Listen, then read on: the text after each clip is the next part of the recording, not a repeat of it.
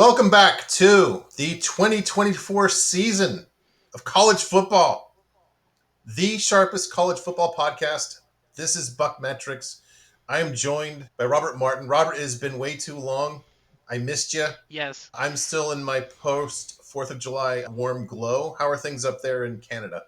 It's quite warm up here too, actually, for this time of year. But yeah, no, I've missed you too. It's been a long time since we've done a college football podcast. Obviously not for mostly for lack of college football, not because don't want to, but no, it's been like it's so funny because the season obviously ended with the championship game, and like generally for college football, there's just a massive dead period until about now when you start building, the teams are building, and you start doing the previews for the thing. But there was a span in there where it was like breaking news, breaking news, breaking news, and like it's just there's been so much that's just happened in the last 5-6 months. But the problem was it was like this is going to be important, but at the same time it's like we're not gonna break in and do our own podcast just for this thing that is somewhat important, right? Nothing earth shattering. We've got a lot to catch up on and talk about for this year. But yeah, no, I'm pretty excited this year. I have a lot of some hot-ish takes, but like some interesting takes for this year. And this year is going to be, I think, a fundamentally different college football year than we're used to. And I think that is, the most exciting part is that no one knows exactly how this is going to look. Yeah. And I think it's going to be really interesting for that reason. Yeah, we're going to have basically three parts to this podcast. Part three will be basically the off-season developments.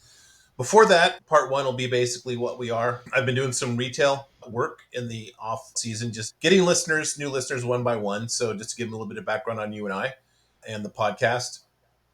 And then part two will be why us? If there's one thing I'm good at, it's like bragging about me and you and us. And then, like I said, part three will be off season developments. And with that, what is this podcast all about? There's me and there's Robert. I will give you all the brief overview of myself. USC graduate too, so I am officially very old. I hold an active CPA license, but I do not do taxes. I consult for firms in the healthcare space, typically as a executive for rent, if you will. Actually, since the last podcast, I've picked up a couple of board seats. Yay for me. Looking forward to that.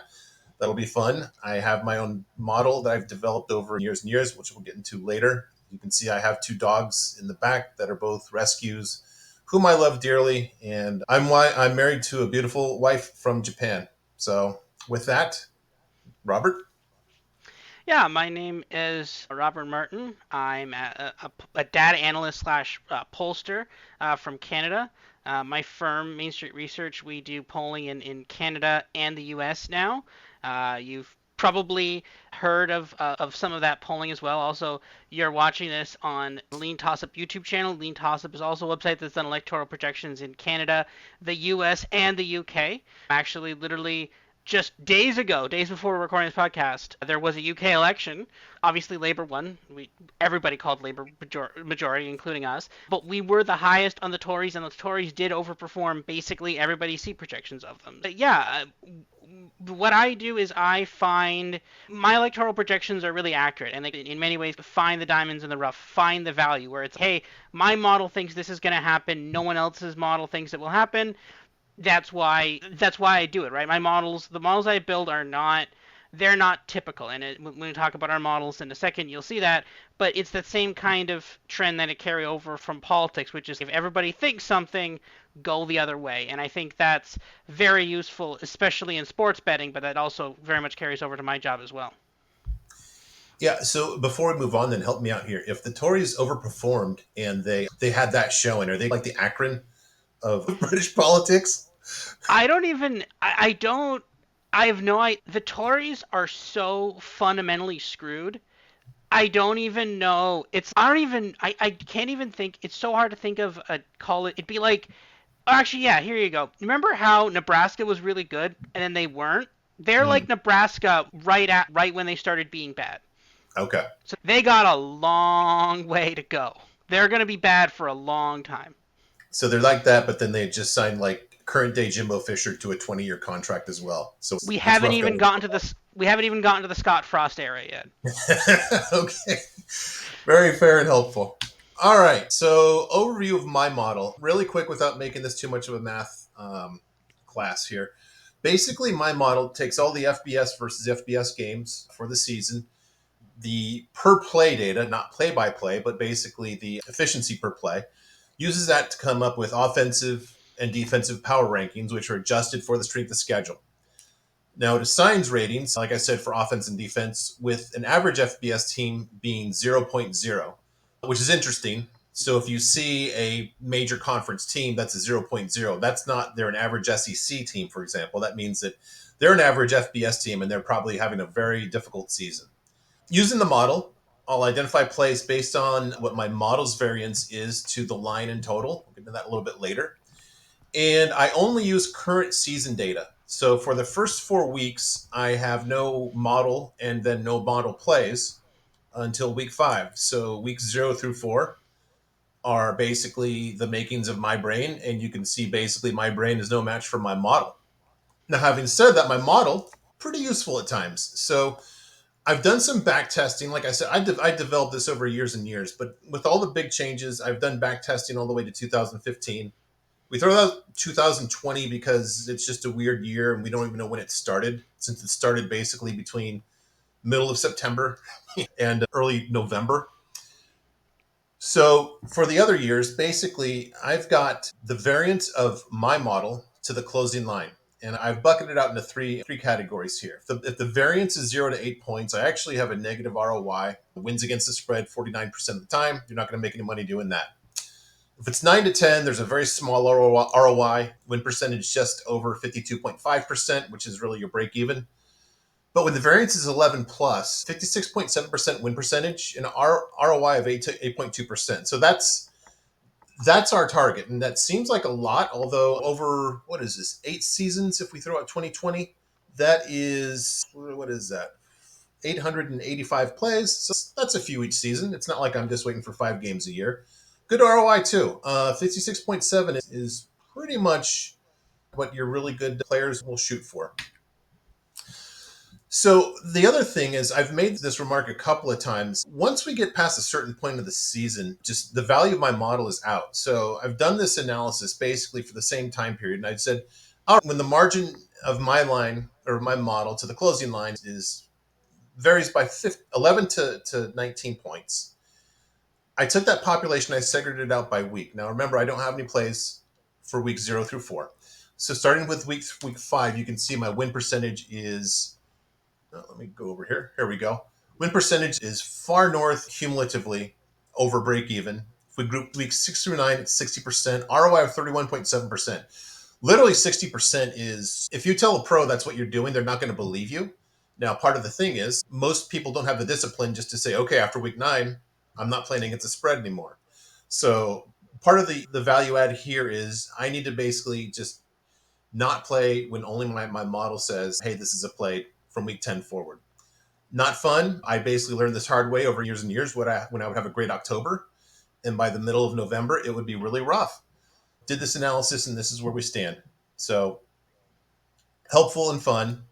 I also use my model to get predicted final scores. This is one of the reasons why, if you were a listener last year, I was very interested in the average points per game. Year one, I made a point that the average points in FBS versus FBS game is 56. And with the rule changes, it actually went down to a 53. Now you can see at the bottom of this slide, my model basically takes 53 as a starting point. You take basically the pluses and minuses for the strength of the opposing offense and defense, and that's basically going to give me a total for the game. Now, I play overs if my model has a projected total that's 7 or more higher than the total that's posted. The other thing that we need to pay attention to here is when the home team has an offensive rating of 8.0, which is getting into elite territory, I've got a winning percentage of 68%, ROI of almost 30%, really strong. And what's interesting too is you're going to see the home team really dictates a lot of these wins and losses and ROIs. The visitor needs to be a 7 or higher, win just about 60%, ROI just under 14%. These are just natural breakpoints. This is only, I also want to mention too, I've only been doing this for 3 seasons now. So this is 3 full seasons. That's why you don't have as many plays here, but these plays actually last longer throughout the season. One of my favorite plays are totals more than overs though. If you listen to the pod at all the last 2 seasons, especially last season, I kept on making a point how much I love to play unders, and this is why. Same formula, little different criteria here. If I've got a total that's 5 to 10 points less than what the posted total is, then I basically look at how strong the defense is. Um, see the home and strength needs to be about 9. Again, I don't try to overfit, but it gives you a good fit, a good example. So these two scenarios when the variance is 5 to 10 below, winning about 7. ROI about 33%, 32%. Robert, would you be interested in a play where the predictions are basically 15-1? I think that's an easy sell to almost anybody. Yeah, no, it is. Yeah. So when I get the variance of 11 plus, the defenses don't need to be as strong, but you can see that break point's over a touchdown. And again, like I said, the home teams are really a stronger determinant of success. Clearly, I'm looking forward to some underplays that hit this one where the home team is an 8 plus and the variance is 11 or more. So that's what my model is basically telling me to play. There's also the WTF wrong team favored money line plays. Not too many of these. This again goes over the 8 years or so. I've got this, what I call the dog margin. So this is basically how much I show that the underdog's power rating exceeds that of the favorite. So not really a lot of money to be made, except when you get into this range of 11 to 15 points. Over 15, I think there's something in the market that the model doesn't know, an injury or something like that, and I'm happy to just pass on that. But you get these basically in the 11 to 15 point variance, winning 60%, but the ROI is 54% because, again, you're playing money line on dogs here. This is a profitable angle for us. I think we've got a slide later, or maybe, yeah, later. I think we had an ROI of about 26% on wrong teams favored last season. Hmm. All right, your Yeah. model. Yeah, so my model actually uses similar. It uses yards per play. Basically, you take number of plays, number of yards, divide that by number of plays, that gets your yards per play. It uses that to determine team strength.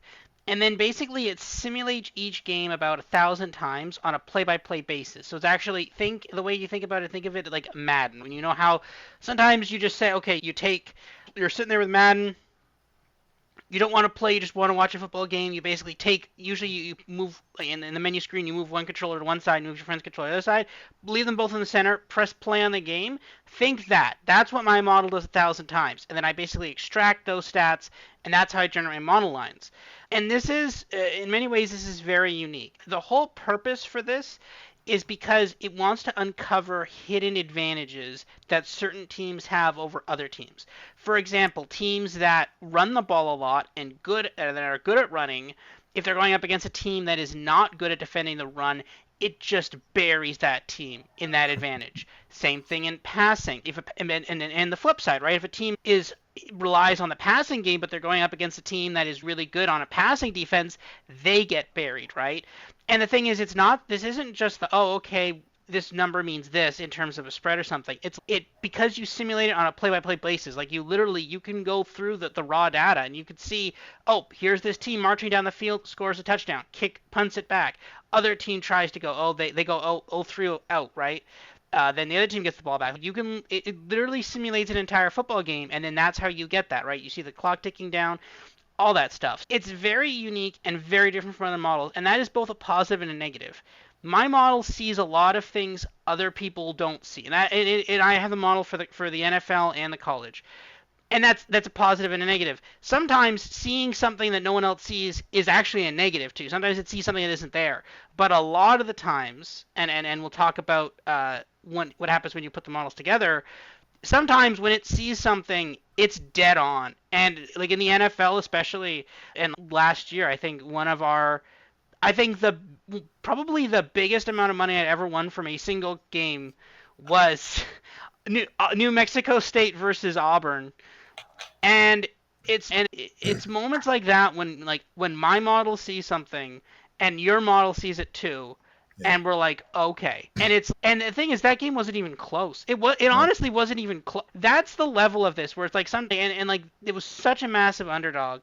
And when the model sees this, and it's so like sometimes with spreads you'll have close spreads and distant spreads, but when the model says this game shouldn't be close, I get to say, all right, it's not close, and and a lot of the times I could just ride that and I know it's fine, right? That's such a nice feature in the model to have, where it fully exploits that advantage to the point where it simulates what an actual game would be like in that case. And we'll get into what when both our models match up. But just going back to that Auburn, that line moved against us, if you will. I think about it, Yep, field goal, and yep. it was just like, great, fine. You know what? I've Bet got it negative again. CLV, but I'm not really worried here.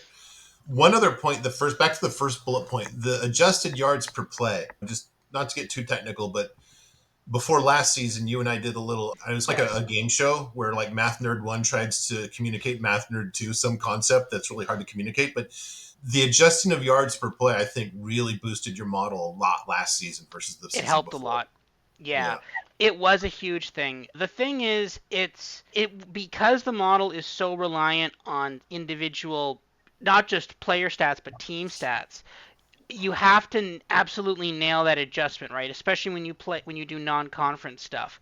And I think my model, not only was it a lot better throughout the season, but especially when we got into bowl season, there was a lot of the model just absolutely nailing some of those bowl games. And I think that's a huge piece to it too, and that really did help. I think the model was really good in conference games before, but this just makes it so much better when you play non-conference games in terms of, okay, this conference is just better, so therefore, and that's the thing. So no, that was a huge help for my model last season. That really did boost that a lot. and just for those who might be, we might slip the tongue and just say, if we talk about the Athena data, that's what we're talking about, because the data that Robert now uses is just a product of the gods. It's the daughter of the gods. It took forever to bear, but it's definitely been worth it. Yes, that took a while last year. Yeah. All right, so we refer in the podcast to dual model plays. So what is a dual model play? It needs both my model and Robert's model. So that means there's no dual model plays before week 5 because I don't have any model in existence before week 5. So basically, a dual model play against the spread is valid when both of our models have a variance of 7 plus, obviously in the same direction against the line. One thing to mention too, this is against the closing lines. A lot of the records are probably better if you're going to get better margins than what you're seeing, if that makes sense. Overs, basically, we still need the power rating requirements that I mentioned earlier, and then we both have a variance of 7 plus to the posted total. Unders, basically, we need to meet those power rating requirements, and the models have a variance of 5 or more. All right, here's a glossary. This is just a little explanation, real quick, of what I refer to. The power rating, offensive rating, and defensive rating I've referred to. Just a reminder, average FBS team is 0. I have a strength of record that I refer to from time to time. That's a team's actual wins, less what an average FBS team would do against that same schedule by my metrics as well. Luck is basically a team's actual wins versus their expected wins based on their win probability for that game based on how my metrics interpret their performance. One thing about luck too is that luck is usually positively correlated with quarterback play, and also just being Iowa, which does not have great quarterback play. But that is typically a really positive indicator of you of good luck. Not always. What's interesting too is I came up with a new metric this year: adjusted wins above average. So if you take the strength of record, that's basically what they did, including luck, and I take out the luck element. That's just saying, without luck, this is how good this team is. Now, it's not a completely fair, but it's a pretty interesting indicator, I think, again, of how good a team is. Just another data point. Then I got three other metrics that I use here measuring offensive and defensive performance. Apex basically is a QB efficiency rating. The average for all FBS quarterbacks is 100. Ryan is stands for receiving yards above newbie. Basically, it's a cumulative stat just saying, okay, this player on X number of catches had Y yards. How many would a replacement level player have on the same number of receptions? And that shows how many yards that this player added above replacement level. GGAB, ground game above Boston College. I'm going to stick with that. Not going to update it for last year. Basically, it's the analog to Ryan, but it's on the ground game instead. So for how many times this team ran the ball, how many more yards did they get above a replacement level team on the same amount of rushes? And we also have defensive metrics for each of those as well. Yeah, well, actually, it was just one day Boston College is going to make the 12-team college football playoff, and then you're going to have to change the And name yeah, of the. it's I think it was Sam Houston at one point, so it might have been G Yeah, Gash. We might, I don't know. When we get to the season, we might actually change that. It's early. it was. It was weird though. Like only it was like halfway through the season, Sam Houston State figured out how to play football. It was weird. Actually, no, sorry, 3/4 of the way through the season. They're like 3/4 of the way. They're like, oh, this is how you play football. Oh, okay. CUSA football, but it's football. We love it. Yeah. Yeah. All right. So then we put all these things together, and basically our podcast has two parts. There's a part one, which is the week in review. We look at what happened in the prior week. We give some awards. We make observations. We make bigger picture predictions. We poke fun at ourselves when we're wrong, and we do victory laps when we're right. Part two is we'll go over all kinds of my metrics. We'll do a deeper dive on some topic, maybe one or two, depending on. And then we'll do our previews of the upcoming week and the actual plays that we have, including the dual model plays when we get there. So that is the what. So the why us? First of all, we are fluent in all of FBS, not just Power 5. I think that it's not too often that you will find a lot of people fluent in both Power 5 and G5. And when we get to our conference previews this year, you'll see that we kind of able to attract and recruit and hang out with people of the same mind too. So it's look, I love Power 5 football. I also love Conference USA football. I want everything in the FBS, and we are fluent in it. We love all of it. We document all our picks weekly, and then we review them weekly as well. Here is a little blurb from last year, our Week 14 podcast, when we looked at our Week 13 plays and just said, okay, how did we do? Sorry, I picked the bad one for you, Robert. You went 0-4 that week. I was about to, yeah, it was like you picked the worst. I basically have our year-to-date performance as well there. So we hold ourselves accountable. It's going to look a little different this year because I had my model plays put in my BuckMetrics plays, and I'm going to put those out separately.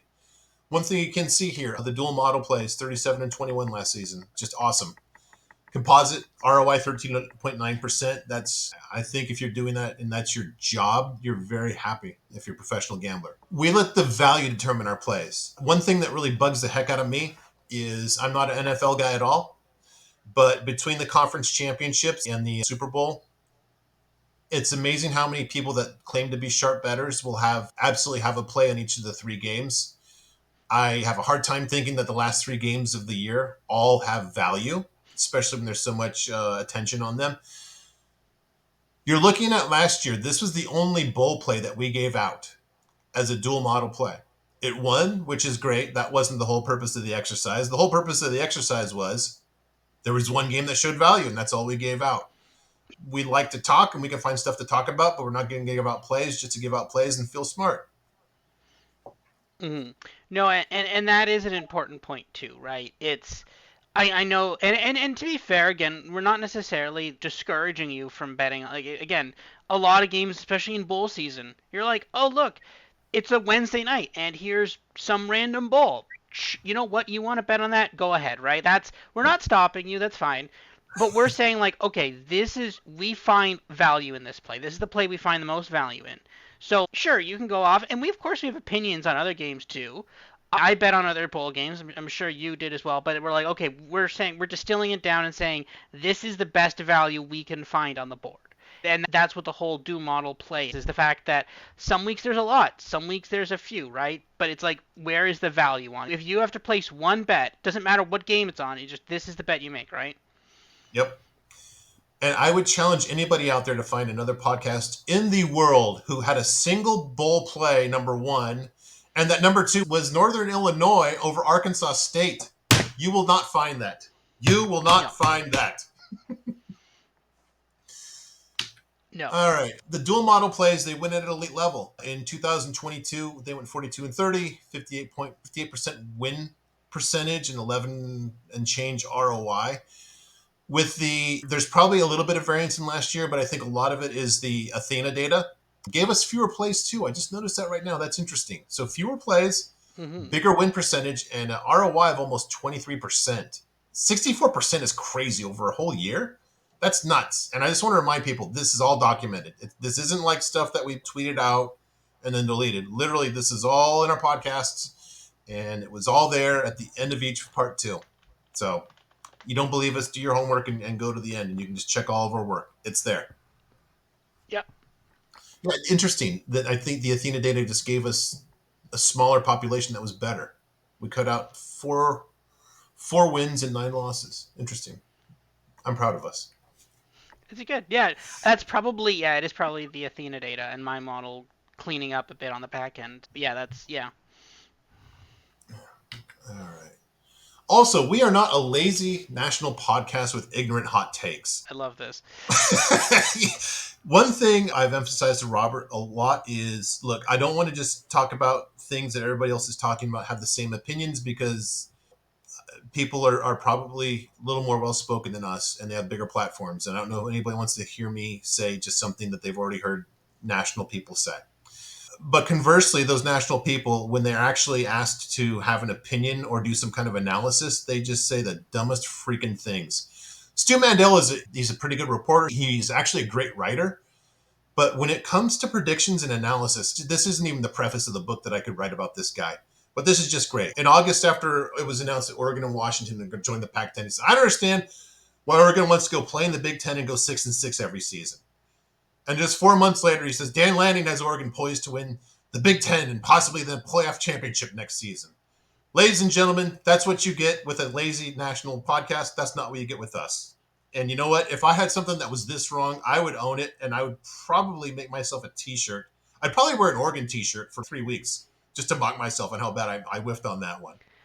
Yeah, it's funny. We talk about the with George. I remember they had the bulletin board with all people didn't think we'd have 7 wins or something.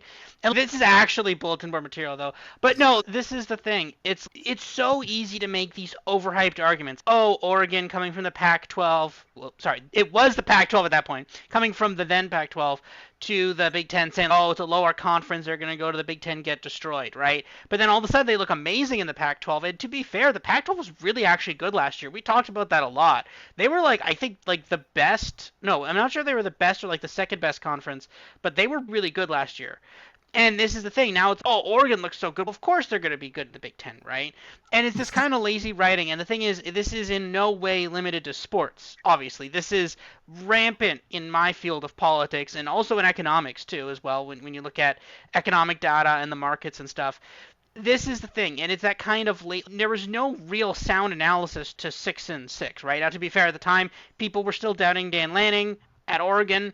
We're like, the thing is, we take that middle road, of, you know what, maybe it could be good, maybe it's not good. We don't have a strong opinion anyway. When you're doing analysis like this, as in politics and as in football, you should not be wedded to a strong take. It's not, like, oh, Oregon's not as good as people say it is. Okay, prove that to me. Where is the proof that's the case, right? And then at that point, like now people are like, oh, Oregon's amazing. Okay, maybe. Ohio State could be pretty good. Penn State could be pretty good, right? Washington, there's reasons why you can still be high on Oregon this year, but we're not like, okay, Oregon's the best team in the country now. It's them and Georgia for the national championship. There's different levels to this, and you can't just be like, I think this, therefore it's true, and then just you tweet it out, and then you end up with a long trail of things like this, right? So it's this kind of lazy hot take analysis that we don't like. We most of the time back up our stuff with data, and yeah, I think that's the far superior way to do it. And yeah, maybe there's not going to be a ton of like hot takes of us on the show, and that's fine. I don't think people are looking to talk to us about hear our analysis and to win money. You're not here to read my hot takes on this on some random thing, right? No, I think just saying a hot take and being wrong 90% of the time, and you have that one time, and then you're like, I called that one. It's like, that's not really good. I'd much rather be right 60% of the time and not have such a strong take on something. Yeah. I don't, the whole hot take culture I don't get, but I'm a math nerd, so I guess I need to work on that. We have informed opinions based on serious college football knowledge. This is just some of our calls that we had last season where we just write on. Do you even remember the name Emmett Moorhead? Yes, yeah, he was the quarterback for Boston College that was ill-fated, Exactly. and then yeah, I remember hearing some season preview where they said, yeah, Emmett Moorhead's pretty good. And I was just pulling out my hair, but I'm 54 and I can't afford to do that anymore. Yeah, he didn't even last, I don't think he lasted more than a half of their first game. Tim Beck, Grayson McCall will not work. We were strong on that. Jordan McLeod, I think we were tracking him basically from week one, and he actually turned out to be the conference player of the year in the in the very strong Sun Belt, which we also said was the case. Still underrated, but at least they got some props last season. Charles Huff is a fraud. I've been on this. I was looking back at some old notes. I've been on this for over a year now, and Marshall's crappy season last season finally drove that home. Said Sam Houston wasn't ready for FBS, and my gosh, did I feel vindicated by moments into basically their first game I saw on TV. Yeah, that was rough. This is the thing, right? Because and this is a paradigm, basically a kind of like a guiding star I use in sports gambling too. If you think one team is good and another team is not so good, right? And I remember that game specifically. It was Sam Houston versus BYU. And BYU was 13 and a half point favorites in that game. And they won, and I think they covered the spread too, but it looked horrendous. And I think it was what? I think it was like 14 nothing was the final score or something like that. And see, this is the thing, right? When you see when you think one team is better than the other, and people definitely thought BYU was better than Sam Houston State, and then all of a sudden they play at comparable levels, I think people assume that team is good, so that team must be good too. It's no, both teams are bad. If you think one team is good and another team is playing that level and that team you thought was bad, you shouldn't raise that team up. You should be lowering the other team down. And I do this a ton. This happens all the time in Call of Duty in the off season too, in the NFL, in college football. People are like, I think this team is good, and then random other team plays close and oh, that team clearly is good too. No, both of them are bad. That's clearly how it. And BYU also didn't have a great season last year either too. And I think a lot of people miss that. You knew that right from the get-go. When you have this FCS team coming up, that it's hard to say call an FCS team in FBS fraudulent, but they were. When you're doing that poorly against an ill-equipped, functionally FCS team, you're in deep trouble, and that just happened continuously for the rest of the season. So that's the whole point there. Of it's you can see this stuff coming a mile away if you're really sharp on that analysis. Yeah, and to that point, I didn't realize this till I was just prepping for this. So my first ratings of the season actually had Liberty as the best G5 team. I knew we were early on them. I didn't know that as soon as I had my first ratings, basically they grabbed the lead at the first call and never looked back, except for the committee, who basically were forced at the end to put them in when all their favorite teams in the American kind of fell. I'm sure we will revisit the committee again this season. We did a pretty I good can't job on even. them last season. What was the team they held the door open for so long? I can't even remember what it was Tulane, now. Tulane. Tulane, yes, Yeah, that's right. They so long. They're like, oh, just win a couple more games, and but then they just were like, no, we're not going to do that. So no, and this is the thing, right? And last year we were releasing throughout the year our periodic kind of BCS style rankings, which again, it's not what we think the committee is going to do because that's a pointless thing to try to guess. It's what we would have these teams ranked as, and we constantly had Liberty. We were like Liberty's the best G5 team. They're actually a top 10 team, and so much value.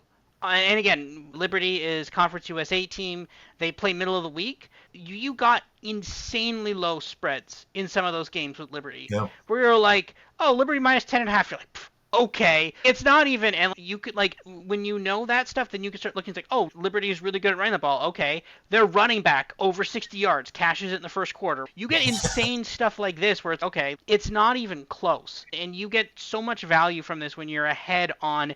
Again, obviously, a lot of the focus in football is bet on the NFL, right? The NFL is probably the hardest to make money on in terms of betting. Not impossible, but definitely more tricky.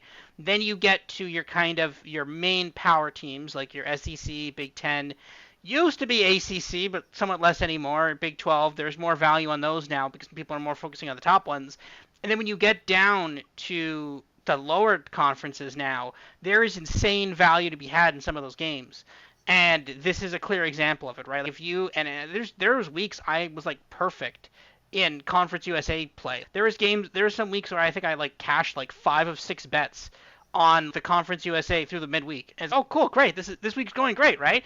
And that's the thing. It's like when you get to sit here and you get to just watch fun football through the week and do really well. That's great. You're like, yeah, get to sit here and watch some fun stuff on a Wednesday, right? But this is the thing. having a podcast that is so fluent in these, that's not just focusing on the top leagues and the top teams, when you're like, yes, I have a strong opinion on this Wednesday night game between FIU and Sam Houston State, that's what you're looking for. You're looking for a podcast that has that.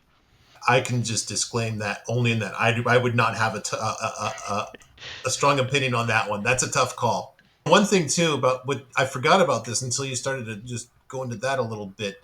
I forgot that we both didn't even have Liberty in the Conference USA title game. There were just so many questions about their move up to Conference USA from Independent and new coach and how would the new coach do without Grayson McCall. We were both, I wouldn't say we're fading them. We were just show me. But once I believe They I'm did. not a scout. It's not like I saw X's and O's and said, oh, this play, that play. Just my numbers said, hey, this is a real freaking team. Watch out for them. Yep. Won't get in your way model. And then you the same thing. So, all right. Just another little. This is amazing. I'm just including this. I want you to find anybody that was earlier than yours truly on this. September 8th, 2022. I'll put it this way. Find me Stuart Mandel saying, hey, Riley Leonard's going to be good back then. Not going to happen. Just we dig into the nooks and crannies that get overlooked. By the end of the 22 season, yeah, everybody knew who Riley Leonard was. We were super early on him. I believe Duke played Kansas that year, and we were like, this is a sneaky good game. You remember that one? Mm-hmm. Yeah, I remember that. Yeah. Yeah, that was in 22. Correct? Yeah, because they didn't play last season. It was like Duke's first and Kansas really good season too. All right, what else we got here? We own our whiffs, definitely. I basically have a segment every week called "What We Missed," and here's one that was pretty good. I actually really liked Minnesota last season. I thought that Kaliakmanis, the Greek rifle, was going to be really good. There were some data points that were strong. I'm thinking my case now is that he really missed his offensive coordinator who went to Rutgers. And so I said, maybe that's it. But you know what? I took the L on that big time. I owned it. And I don't even think he was starting by the end of last season. But yeah, we own our whiffs. I'm not putting your feet to this fire just yet. I'm going to make you maybe do a couple more this year. Yeah. Probably. Yeah. Um. I think we'd probably just do one on Texas, but I'm sure we're gonna talk about Texas in whenever we talk about Texas. Whenever we do the SEC, we'll talk about Texas and what we got right and wrong about Texas. Texas is for me was one I'm like, oh, it's bad, and I think we'll talk about it more. I've thought a lot about what we got right and wrong about Texas, and we'll talk about that more later. But yeah, but no, I make some wrong calls, and I probably need to say more. I need to call myself out more about wrong things that I say. And I think with Jimbo finally being fired, there's going to be just more opportunity rather than we take 10 minutes to goof on him every week and feel right.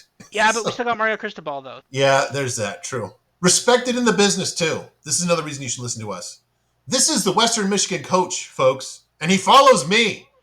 He follows BuckMetrics. Coach Taylor, if you're listening, God bless you. We love you. My unofficial favorite MAC team of 2023. Yeah. And with that, we get to the offseason developments. All right.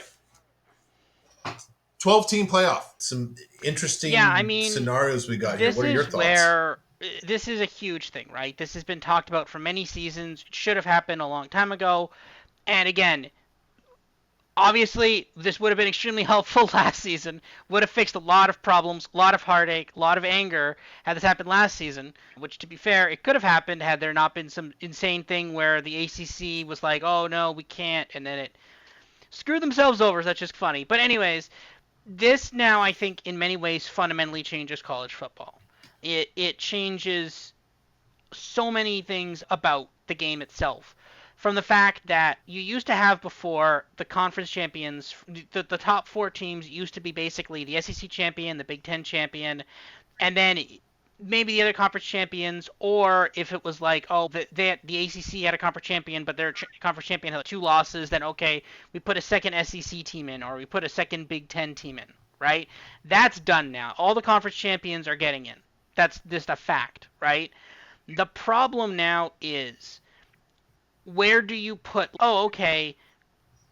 Imagine a scenario last year where Louisville didn't lose a bunch of random games, right? Imagine Louisville goes in the conference championship as a one-loss team. and then they lose to Florida State. Florida State still wins. They go on to the college football playoff Hmm. because there's 12 seeds. We don't care about the injury to Jordan Travis anymore. So now Louisville's two-loss team, do they get in ahead of, say, Missouri? Do they get in ahead of? So obviously you'd have Alabama, Georgia would get in, Missouri would get in. I think Missouri would get in ahead of Louisville, and then you just keep going down the SEC list. Would they get in ahead of Tennessee? Would they get in ahead of? There's our Ole Miss. Actually, Ole Miss would be the one. You can get Ole Miss in there probably before them, right? The question is, at what point does the second seed in some of these conferences, the non-conference champion from some of these conferences, get in? At some point, you the non-conference champions are going to have to from these second conferences, they're going to get left out in favor of SEC 3 or SEC 4, right?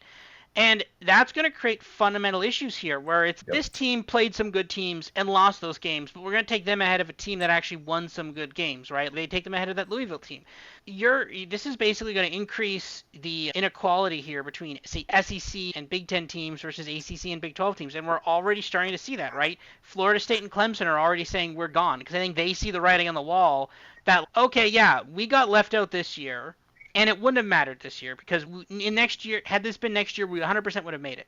But I think they're seeing the writing on the wall that, hey, you know what? In 3 years, maybe we have a mediocre season. Maybe we go 10-2 and we lose the conference championship game, or now then we're 10-3 or something.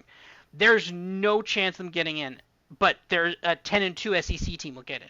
And I think that's fundamentally what the issue is, the fact that they realize that their wins are not going to be worth anything near what the SEC wins are going to be worth. And I think that's fundamentally where you're going to see a lot of problems boil over, right? And when we talk about the rankings, and we'll see this coming a mile away, because honestly, I don't think the committee particularly cares about who they have ranked fifth through, well, the exception maybe fifth and sixth. But from 7th to 20th, I don't think they particularly care. And even then, from 20th to 25th, that's just they throw those teams in to justify who they have from 20th to 7th, right? This is the problem, is the fact that they've never really cared Yes. about Yeah. this. The committee is singularly focused on the four best teams. Great, okay, they can do that, okay.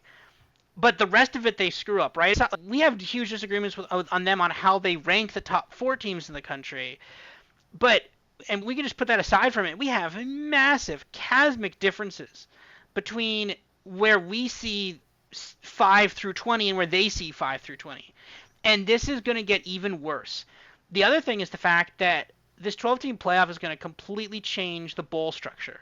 Because we're getting to a point now where you're already seeing it we already saw it this year, and it's going to last year it was like, okay, only 4 teams make the bowls, so whatever. You either the top 4 or you don't make the bowl. But we're starting to get to a point when, hey, if you don't make the 12-team playoff, what are you doing here? There's really no point in me risk. Like, even you're going to start seeing even players going into a Hmm. senior season that could potentially be transferring, or even, oh, next year is going to be important for me for my college career. Why am I going to risk injury in a meaningless game? You're getting to a point now where, imagine 2 years ago, would Caleb, let's say USC, maybe they had another loss or two, and they weren't going to the Cotton Bowl against Tulane. Maybe they had an extra loss in that season, so they weren't going to that. And in that scenario, they wouldn't have been going to the 12-team playoff. Does Caleb Williams play that game? No, I got a senior season next year. I got to make sure I stay healthy, right? That's the kind of disagreements you're going to have. As well, we basically know they're only going to put in one G5 team. They're like, fine, you get one G5 team, that's it. We're not going to put, they're not going to put in, it would take an extraordinary amount for them to put in multiple G5 teams to the point where, what's even the point? You're going to put one G5 team in, you're going to make them the lowest possible seed, so they're immediately going to play a top 6 team in the country. Or I think that they're going to play the 5th seed team, so it's probably one of the best teams that you're probably going to pair a G5 team against C number 2 that just lost the SEC championship game, or the team that lost the Big Ten championship game. You're like, all right, go have them. We're going to get to a point where the G5 is going to say, okay, what's the point in us competing in this whatsoever? What's the point of us even doing this? Why are we even competing for the 12-team college football playoff? Why are we randomly sending off our teams to play in random meaningless bowl games? We should have our own playoff. That's coming next. And I'm really surprised it hasn't happened yet, but that maybe a year or two of this where they just get one throwaway team and then the rest of their teams end up playing against Power 5 team or Power 4 teams that don't even care, they're going to be like, okay, what's the point in this? Why are we playing why are we playing in the Cheez-It Bowl or whatever? They're like, there's no point in this. This is going to fundamentally change college football. Another interesting thing that I saw was that the SEC and the Big Ten, they were pushing for an expanded 14 team college football playoff, I think in 2 years. And they still haven't settled on it yet, but they've seemed to have shied away from it. Now, it was actually interesting because there was two fundamental things that they were pushing when they wanted that agreement. The first thing was it's a 14 team playoff and there's only two first round byes. And there's two first round byes, and the second option that they were pushing for was okay, just the power to get more money than everybody else. And it's fascinating because I think basically they were like, all right, we're going to move ahead with this, and we get both of these, or if you want, we can just say no and you just give us more money. And I think they opted for the okay, just give them more money. The basically the ACC, the Big 12, and the G5 said fine, you can just take more money because they realized that if you agreed to the 14 team playoff and there was only two first round byes, they knew who the first 2 round byes were going to be. They knew that basically the SEC championship game and the Big Ten Yeah. championship game were bye games. Winner of this gets a bye, loser doesn't. And they knew that there was no way they'd ever do it, and they would if they did that, they would be permanently relegating themselves to second class citizens. And they're like, we're not doing that. That's not worth it. You want more money? Fine, whatever. We're not permanently relegating ourselves to second class status just so that but this is the thing. We're now in this kind of, I'd say, especially in our current conference alignments, we're in this kind of death spiral where I know people were saying like, oh, there was this rumors of the Super League and stuff, and people were like, oh, okay, we don't want that anymore. It's going to happen. Maybe not now, but the problem is the fact that we're now going to be in an era where the SEC and the Big Ten are going to compete against each other, and I think one of them is going to win, and then it's Yeah. going to eat the other.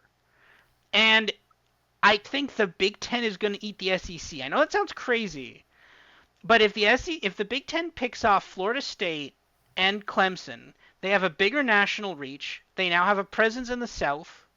They have Oregon. They have USC on the West Coast. They have Yeah. Washington, UCLA. They have Michigan and Ohio State. They've got the Midwest lockdown. If they start getting more money, the thing is, those SEC schools, they're not loyal to SEC. They're loyal to money. Those schools only care about money, really. They really do. It's really bad. And they're going to say, I can earn more money in the Big Ten. Teams like Texas A&M. They're like, we came to the SEC because we didn't want to be in the same conference as Texas. Now Texas is here. We're competing as Texas. They could go off and be the first Texas school in the Big Ten. Florida could say, you know what, our rival Florida State's in there. We're really struggling in the SEC. We're going to go to the Big Ten too.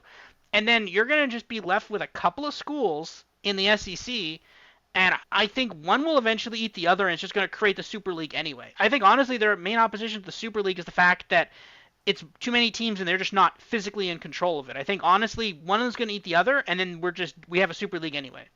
But there's going to be so many fundamental Yeah. changes to college football over the next couple of years, and it's exciting to see, but there's so many things are going to be different in just a few years. You make a great point about there is availability, serious availability via Florida State, Clemson, and I'd say Miami too, in the SEC footprint, that there's just no analog at all close to that in the Big Ten footprint. Like the SEC hit the natural boundaries of their borders. And if they expand beyond it, they're really going to dilute their product. Whereas the Big Ten could actually, maybe to a degree, raise the average, if you will, by adding those three teams. That's a really good point. One thing I wanted to mention, I think this is going to be a really interesting dynamic as relates to the two, and I'll start with the second bullet point here. I'm thinking that it's the drive to get in the championship game for the for the ACC or Big 12 is going to be absolute desperation, because if you get to the title game, unless you have just some horrible non-conference losses, I think that kind of provisionally punches your ticket to the playoff.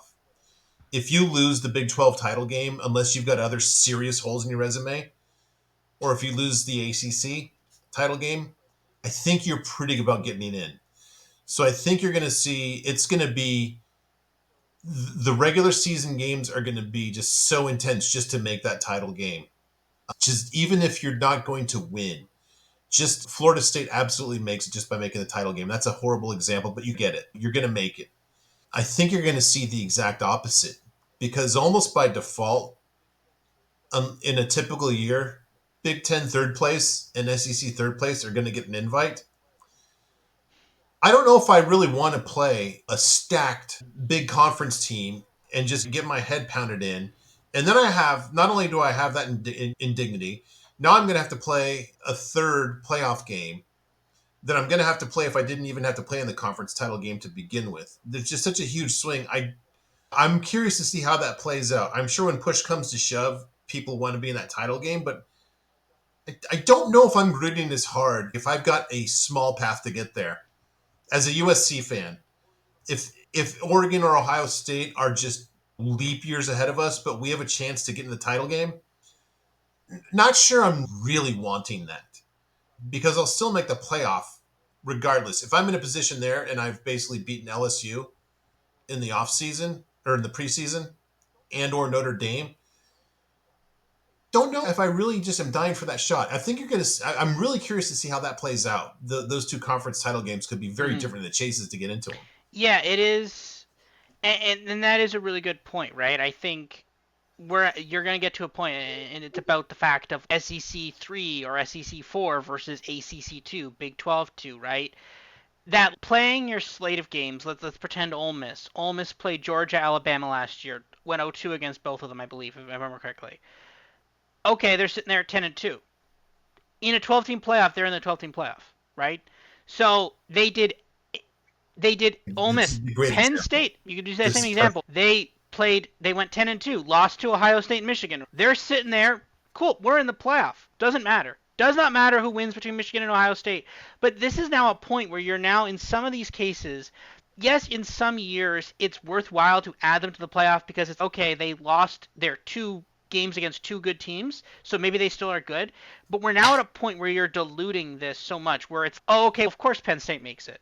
But now Penn State's going to steal that spot against maybe a potential one loss or a two loss ACC team that maybe had a bad loss somewhere. But let's say Penn State plays Ohio, like we'll use the Penn State or even the Ole Miss example, right? Ole Miss loses to Georgia, loses to Bama. If they play them again, are you expecting them to beat either of them again? No. They're going to go 0-3 against them. They're going to play them in the playoff at some point, or they'll play Ohio State or Michigan and they'll lose to them again, right? It's We're getting it to this point where you're rewarding this Yeah. mediocrity, where it's you're expected to go 10-2, and you went 10-2, so there you go. You now get to go to the playoff and then lose to the team you expect to lose to, and that's it, right? And I think I'd rather have it that way so you don't have insane things where Florida State can't go anymore because their quarterback got injured, or Oregon was amazing but they lost to Washington twice in two really close games. That one is an example. Oregon is an example last year where, okay, they should, obviously they couldn't be in Yeah. because there was four slots and five teams, but Oregon is a team that should have, that would be the team you include, but you wouldn't include Penn State or Ole Miss. That's the difference. It's okay, they had two close losses against the same team versus these two teams beat everybody they were supposed to beat, lost against the teams they were supposed to lose to, but now they want in, and now they're going to be in because of this. And that's fundamentally where the issue is going to be, and it's going to be that those teams are going to steal spots from other teams that potentially could deserve them ahead of them. So there's going to be good games, but it's going to be really interesting, and we'll see. To that point, though, I get your point. I would say, though, I would be fascinated just to take that specific example. I would love to see Ole Miss play Penn In a State game last in a game season. that mattered, yeah. So That would that's have the been a thing. They actually fascinating did matchup, play no? in the, yeah, not in a meaningless bowl game, yeah. Yes. Yeah. Not in the bowl, And but in see, the game where that's they the other thing both. too, right? It's okay. Yeah. Those first round playoff games, those are probably games that are like, if Ole Miss played Penn State, it's okay. Here's two teams that beat exactly who they should have beaten, lost who they should have lost to. They're probably not going to win that rematch against that better team. But they're two very good teams, and yeah, let's have them play against each other. Let's see who wins. That should be fun, right? But Penn State had a bunch of opt-outs, and I think Ole Miss had a couple of opt-outs too because some of the Penn State's players were in the NFL. So you're at a point where they're like, oh, okay, now this game is meaningless, so we're going to opt out of it. But if that's a playoff game, they're going to play in that game, and there's going to be some good football games that don't necessarily mean anything, but there's going to be some good football games. So yeah, I'm excited for some of those awesome matchups. Yeah, last year's rankings don't turn out this way, but I like this. This is an interesting matchup because Penn State was one place ahead of Ole Miss.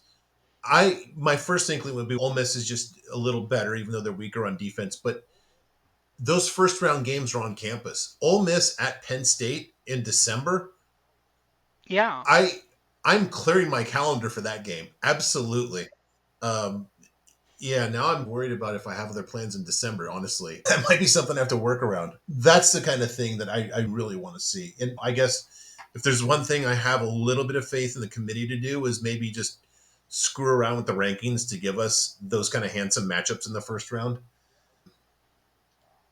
Yeah, I don't know. Yeah, I think you're right about only one G5 team. I was in my head going through if Boise and Liberty both go 13 and 0 this season, is it really just one of them that makes it? If I'm looking last year, would they knock out an Old Miss or an Oklahoma?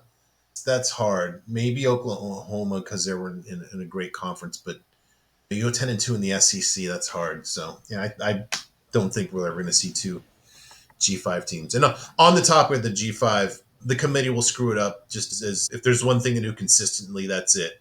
They won't give us a top five. They just it's not this that they're dumb, but they don't even get how to market the game. There would be so much more interest in G5 games if they just had a supplemental top five of the G5 teams. That would drive. And here's the thing: yeah, the committee's too stupid to do that. But I'm surprised the evil jerks at ESPN who find a way to monetize everything, even when somebody just takes a dump. I'm surprised they haven't explained. Look, we have all these minor conferences, and we can get some interest in it. Can't you take 2 minutes? Just don't even take 2 minutes. Just give us a top five, and we'll just do a graphic, and we'll have 30 minutes on it because we don't want to replace Stephen A. Smith for the 10th time and his hot takes. I think they're missing out an opportunity here. Maybe the evil This is the folks at thing, ESPN right? can. ESPN actually literally has a monopoly here. They have the media rights deal for basically all of the G5, right? They have the American. I think they have the Conference USA. I think they also have the MAC too. They redistribute some of those games to other things, but you basically have a G5 monopoly. Why aren't you going to these guys, get all the commissioners together, the conference commissioners together, and be like, you're having a playoff. That's it. Done.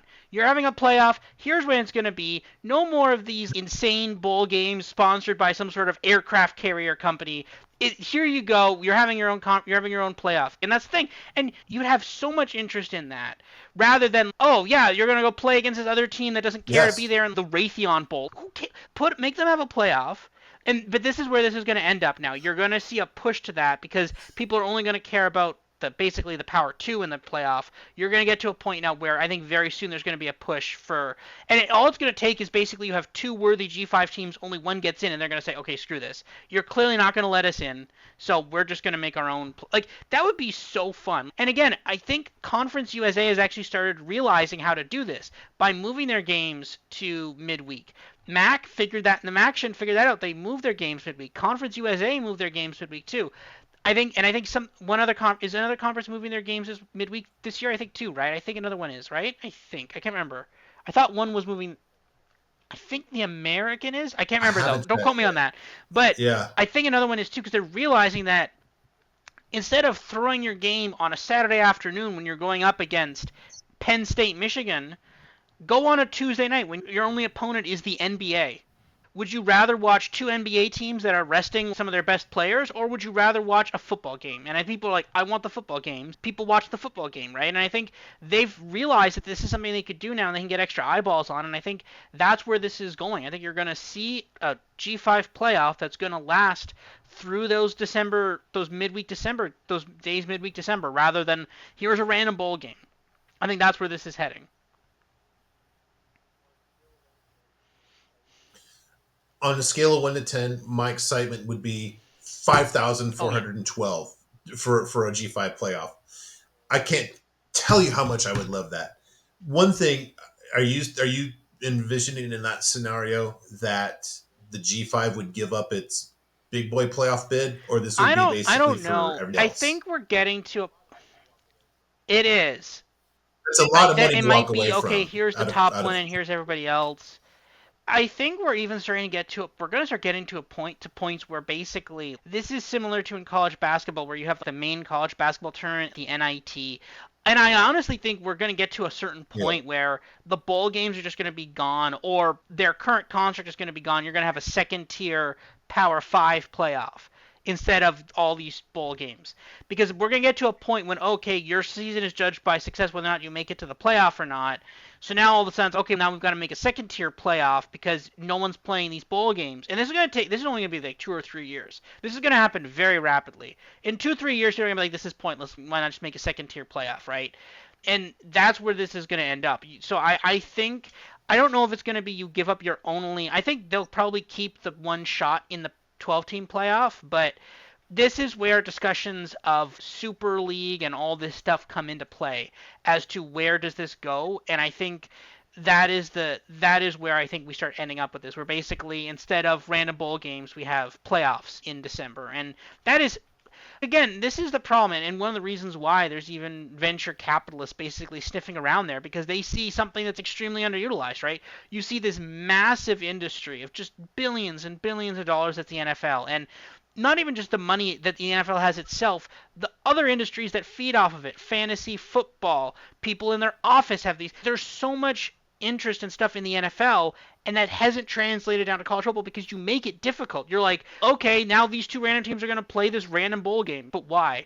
And oh, these top four teams are playing in the playoff. Why? Oh, because a computer picked them to. No, that this is why this is the problem fundamentally with how they've constructed this. And I think we're at a point now where people are saying we can make more money if we don't do it this way, and people are like, let's just make them more money, right? And they actually have to now because of the house settlement, where basically they have to start paying the players now. So okay, I have to pay my players several $1 million a year. I need to make more money. Okay, we're gonna have a playoff now for so I can get that money. Yeah, that's a good point, but you really depressed me just taking me down the path of having to say that Roger Goodell and the NFL owners, who I collectively just despise, have done something that we need to learn Yes. from. So, with that, I'm going to the next slide. Oops, here we go. All right, this is a little bit of a trick question here. So you see pictures, and this is not everybody. And I don't have Marcus Freeman in here, my oversight. You can say him if you want. But who do you think gets their first career playoff win this season? You can go off the board, like I said. A little bit of a trick question here. I'm going to let you go Huh. first. I I I think a couple people on here get a win this year. I'd go Dan Lanning. I'd go. Oh, I'm pulling a blank right now. The head coach of USC. What's his face? Yeah, he Right. gets it, and I think on Heupel at Tennessee, I think they get their wins. I think they get wins this year. Wow. Okay. So See, the problem who is, it's gets like there it's just first? oh, who didn't win their conference, and that's a dumb bet to. Okay, That's where it gets interesting. Yeah. hmm. Yeah. I think for that reason, just because I really like Oregon this year to win the big, and I Oregon is very likely to make the playoff, even if they win the Big Ten or not. I really like them in the Big Ten. I think they win the Big Yep. Ten. So I think it's a tie there between USC and Tennessee for the first round of the playoff. That's what I think it is.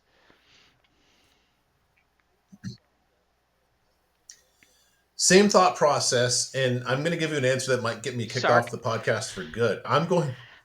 I can't even say it out loud. The thing is, Yeah, and this I is the can't. I thing. can't say it. Third from Yeah, the Steve Sarkeesian. third from the left on the top. That guy. It's possible. I just we'll have a little bit of the Texas conversation. We were kind last year. We don't like Texas. We don't think Texas is back. We don't think they're as dominant as everybody says. And we were like half right. Basically, they played three good teams all year, with the exception of Alabama. Actually, sorry, three good teams including Alabama, Oklahoma, and Washington, and they lost to two of them. And the one they beat was Alabama, which was mortally wounded or something that week. I'm not sure what happened those first few weeks. But that's the thing. They played three good teams and they lost to two of them, and the third one didn't really try that game. And that's the point, right? It's okay, yeah, great. They went out there and crushed Oklahoma State in the conference championship game. Great. Good for them. They almost lost to Kansas State. They had a close call against was it Iowa State? They had a very close call in one game where like he was out there, he had to get a third down. He had to convert a third down. If not, they were like, going to lose the game. This is the thing. Quinn Ewers was not as good as people thought he was. People think he's like Heisman first overall pick. He's not.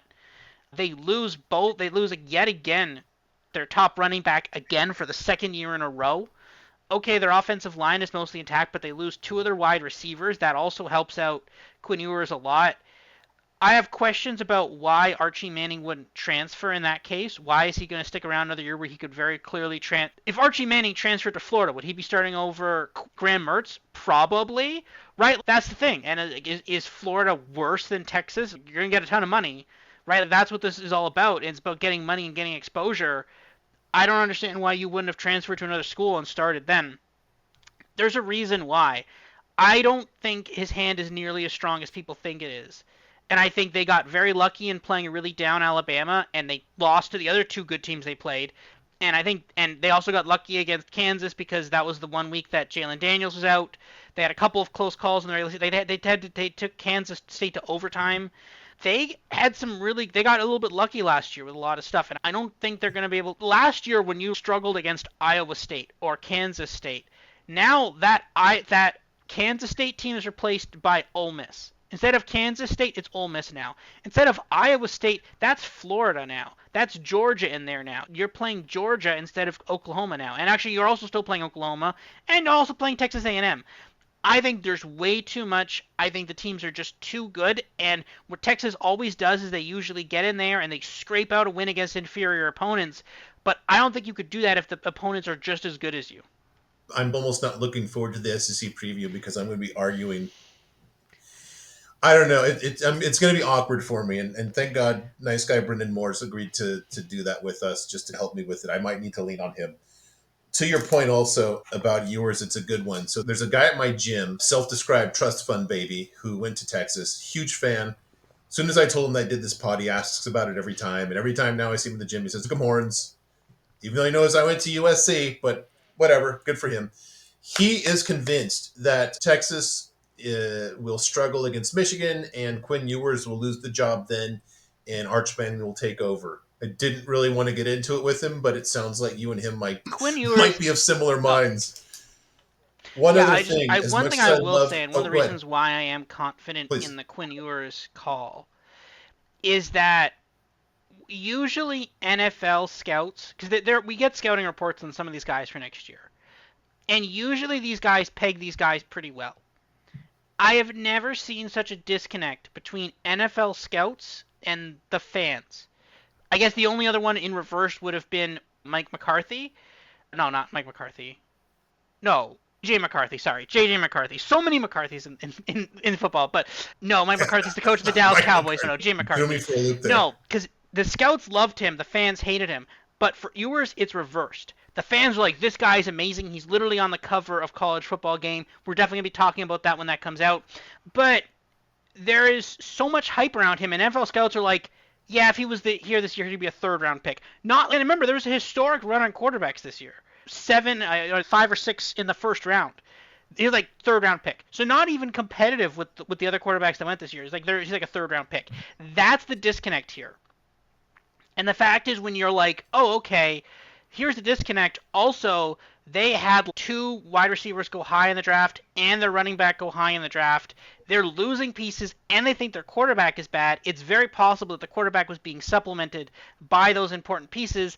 Those are gone now. Watch out. That's another reason why I'm worried for Texas.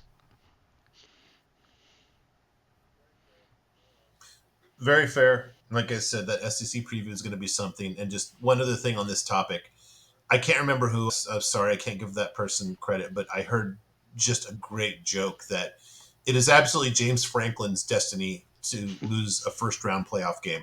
And I can't argue with that at all. That just, sorry, Penn State guys, hang in there. All right, conference realignment. We just had a pretty hearty discussion on Texas and Oklahoma going to the SEC. I think we can maybe just carry over the rest of that to the SEC preview. Is that fair? That's enough. Enough Texas for one day, yes. Okay. All right, the four West Coast teams going to the Big Ten. I like this. I didn't think it was going to happen. I would have loved to have my foot on the throat of Oregon as a USC fan and just had them relegated to a smaller conference, but this is an awesome conference. Interestingly, somehow USC is the only school that's going to wind up with a full share of revenue. Oregon and Washington had to take half shares until the current media deal expires. And I don't know if you're aware, UCLA is paying what is being referred to out here as calimony. Have you heard about this? Yes. Yeah, they're paying like a breakup fee or whatever to Cal because of the damages. It's amazing what the creative minds in this state can do when it comes to distribution of money, to put it nicely. Speaking of Cal, Stanford, and SMU to the ACC, my understanding is that Cal and Stanford took like a small, very small media rights share, which still is more than SMU, who I think literally is foregoing, at least for this deal, media rights revenue. Yeah, they're sleeping on the couch. Apparently, they've got a lot of oil money among the alumni there, so that's how they can make that happen. Interesting. We'll just say about SMU to the ACC. It's so random. It's like there are so many of these like not they're not D2 schools, but they're like non-power 5, they're G5 schools that like have money. And we're just you know what? It's okay. SMU used to be in the same conference as Texas. I think it was the Southwestern Conference. Some Mm-hmm. of these teams actually used to compete against some of your elite teams, but they got relegated out of the conference and they never really fought back to try to get back into it. And now I think some of them, especially SMU, is like, hey, it's now or never. If we don't Yeah. jump up now, we're Yep. never. And the thing is, even now, you're paying all of this money. You're literally sleeping on the couch for 7 years. You're functionally foregoing all that money. You're paying so much money. And if that was to get into the SEC or the Big Ten, I'd be like, you know what? Sure, that's fine. You're in a conference that's on shaky ground as it is. You're a conference that's currently being sued by multiple other schools, and you're like, yeah, this is what we want to lock ourselves into a 7 year deal with no revenue for. Yeah. It's not even a good idea. If you said, okay, 7 years, no revenue, Big Ten, and they said, okay, sure, I'd love that deal. That's great. But you're now in a conference that may not exist in 2 years, and you're like, yeah, we're gonna hitch ourselves to that wagon. That's a great plan. But it shows the desperation of these G5 teams that want more. SMU, Tulane, Memphis, right? It's they want out of that because they're bigger schools than the other school. They're bigger schools than the schools they compete against, and they don't have a lot of good options to be able to. In the UK, obviously, with soccer, you have promotion relegation. Actually, through all of Europe, you have promotion relegation, but they don't have that here. You're just stuck, and not getting money for 7 years is apparently promotion here. Yeah. Yeah, I'm very curious how these partial slash no shares would relate to the private equity money that the ACC seems to be courting. I wonder if they get a full share of that as well. That'd be interesting to know. Lesser news, Army to the American. Great. Army Navy is now a conference game, which will be played after the conference championship. I need to, I don't know, I need a few drinks to figure that one out. That doesn't make sense to me. This just Kennesaw State to, yeah, it's just this just keeps putting more and more pressure on Notre Dame to do something. It's not okay, you have to do something, but when everybody is okay, we can't do this anymore, and you're like the only independent left, which I think they are the only independent left right now, right? I there's, think. well, UMass and Oh, Connecticut, like, UMass, but they're joining. they're Yeah, joining UMass, UMass. So and Connecticut still yeah, play. so when your only neighbors are UMass and Connecticut, you're like, maybe we've done something wrong. And again, it's not for Notre Dame is in perfectly fine financial shape. Their school's in pretty good shape in terms of football. But you're at a point when it's like everybody else in this situation, BYU, Liberty, Army, they're like, we can't do this anymore. Now, to be fair, Notre Dame is Notre Dame. They get special deals because they're Notre Dame, and that's one of the reasons why they have the money they do. But at a certain point, and this is why we talk about conference realignment, is we're talking about these scenarios where if Florida State and Clemson go to the Big Ten, then all of a sudden, okay, at a certain point, Notre Dame's got to pick a side. And I think if one, this is one of the arguments why I think the Big Ten is going to eat the SEC because we're going to get to a point in the Big Ten where it's so big that if you pick off one or two people, the conference is fine. But the SEC, If you picked off Texas or Georgia or Florida from the SEC, they're not fine. And I think that's the key difference between the Big Ten and the SEC, where it's okay. Obviously, they still have pieces that are big, but it's like if you start picking off one or two of those big pieces, their pie shrinks much more substantially than picking off a bigger piece from the Big Ten would. And I think that's the problem. Yeah, I think that the Notre Dame independence thing runs its course once we get to the true Super League. I think at that time they can't keep charting their own course. They have to join Yeah. that. Um, we spoke about this a little bit. One of my, and this is serious, but not for serious reasons. Honestly, one of the best teams to watch last season was Sam Houston, but in a goofy, what on earth can these guys cook up next standpoint? That's a dress rehearsal for Kennesaw State. I don't want to spoil the Conference USA preview, but boy, I've got really high hopes for what this team can do in terms of filling that spot. They're ready to take that role over. Honestly, I'm such a huge fan of Conference USA. Honestly, some of those games were so fun. Just Yeah, amazing games. And now, again, there is probably a tad bit of bias because they were the only football games on Tuesday or Wednesday, but I don't care. They were perfectly fine games. I was entertained. I liked them. I find myself not being able to wait until October to see Conference USA games on a Tuesday. And fundamentally, that's all that matters. Honestly, if you have achieved that, you've succeeded. So I'm actually so excited. They're like my second. They're like one of my favorite conferences, straight up. I love yeah. Conference USA. They've done such a good job. Yeah, they somehow found a weird niche that they can totally fill perfectly, and they've nailed it. They get it. Yeah. And maybe it's like me, you, and 12 other people, but they scratch the itch. Yep. And then Big Ten and MAC. Didn't know about the MAC till I got the Phil Steele. They all end the divisional standings, so it's just the top two teams. This is such a relic of the past. It's just this had been like holding the sport back in so many ways. You had these insane things where remember those times when randomly LSU would make the championship game is because they beat Alabama and then Alabama would just lose one random game and then they would not make the conference championship game and then that means that they have no chance of making the playoff. There were insane levels of rules here. Think about back to the 2020 season where LSU and Joe Burrow beat Alabama and then Alabama was just done then. Okay, they lost that game. They're done. Think back to the Kick Six, the Iron Bowl. I believe those two Yeah, teams were undefeated at that point. Alabama loses the game. Oh, you're done now. Now, guess what? That Iron Bowl, now it's not going to be with Auburn's current coach, but in the future, guess what? Iron Bowl goes that way. We're playing the Iron Bowl 2 next week, right? That's good. That's good. Same thing as Michigan and Ohio State, right? Ohio State, they lose to Michigan, and that game, and this is another huge reason I have problems with the generally just as broadly everything with the playoff committee and stuff. But Ohio State barely loses to Michigan. That game was not just for obviously the game, the Michigan Ohio State rivalry. That game was for the rivalry, for the winner of the Big Ten East, which then went on to win the Big Ten itself, which was then a playoff berth. The other team was eliminated basically because quote unquote they why are we going to put them in? They didn't win their division. That was then for a playoff berth, which then they won the first round playoff game, and then they won that. So you could argue, and it's a pretty straight line, that game was arguably a national championship, almost yeah, national championship game. And here's the thing: if we've decided that's the case, then you say this is the national championship game. That's it. But the thing was that game was played in Michigan. Okay, whatever. We knew that was the case, so they had home field advantage. And I'm not saying that that's why they won, but they did have home field advantage, so it's not ideal for a championship game. And that game was just supposed to be a regular season game. You're not supposed to pile 8 things on top of this one game.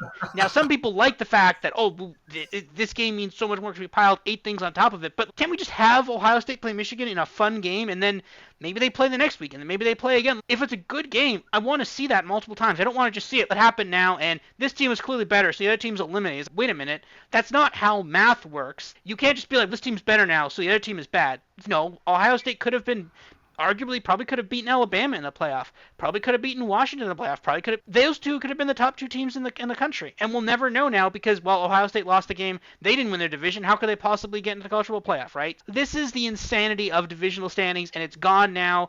Another huge and hugely beneficial change for the sport as a whole. yeah. Oops, there we go. All right. The most important head coaching moves. I've grouped these into four here, so I'll just give my quick blurbs on each group, then I'll let you just chime in after each group here. The headliners, obviously, Nick Saban leaving Alabama leaves a huge void. I'm a little disappointed because I had been for years wanting to see.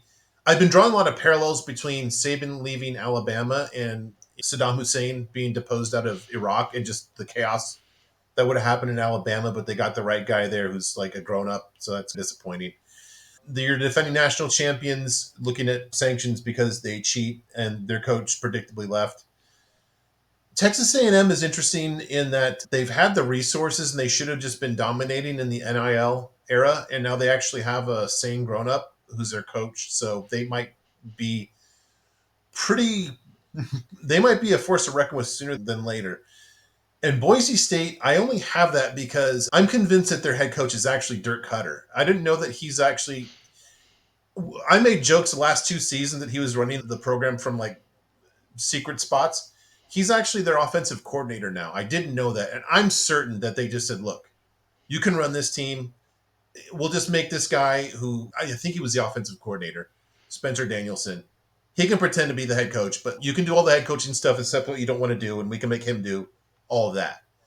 So, any reactions from the first group here? Yeah, Alabama was a fascinating one. It's been one that I haven't talked about on a podcast quite a bit. I'm like, at some point, Nick Saban will not be the coach of Alabama, alluding that he would take the politician one where they take you out in a body bag. But at some point, he would retire, right? I didn't think it was going to be now. Very weird that he then went on Capitol Hill and said, "My wife just said, why are we doing this? Because all these kids care about is money," which is weird considering the fact that you've definitely paid players. But whatever, we'll just skip past that. But the thing is, it's Alabama. Like we all say, Alabama is this like hollowed team, and it does have a hollowed place in the sports history, right? Some of the best teams, the best coaches, best players have come through Alabama. But we're now in a completely new era of college football, where you strip away all of that, and you're like, this is a team in Alabama, right? We're now in the NIL era. Now, things that matter a lot more than storied history are GDP, right? Literally, it's like how much money can you fundraise to fund your team?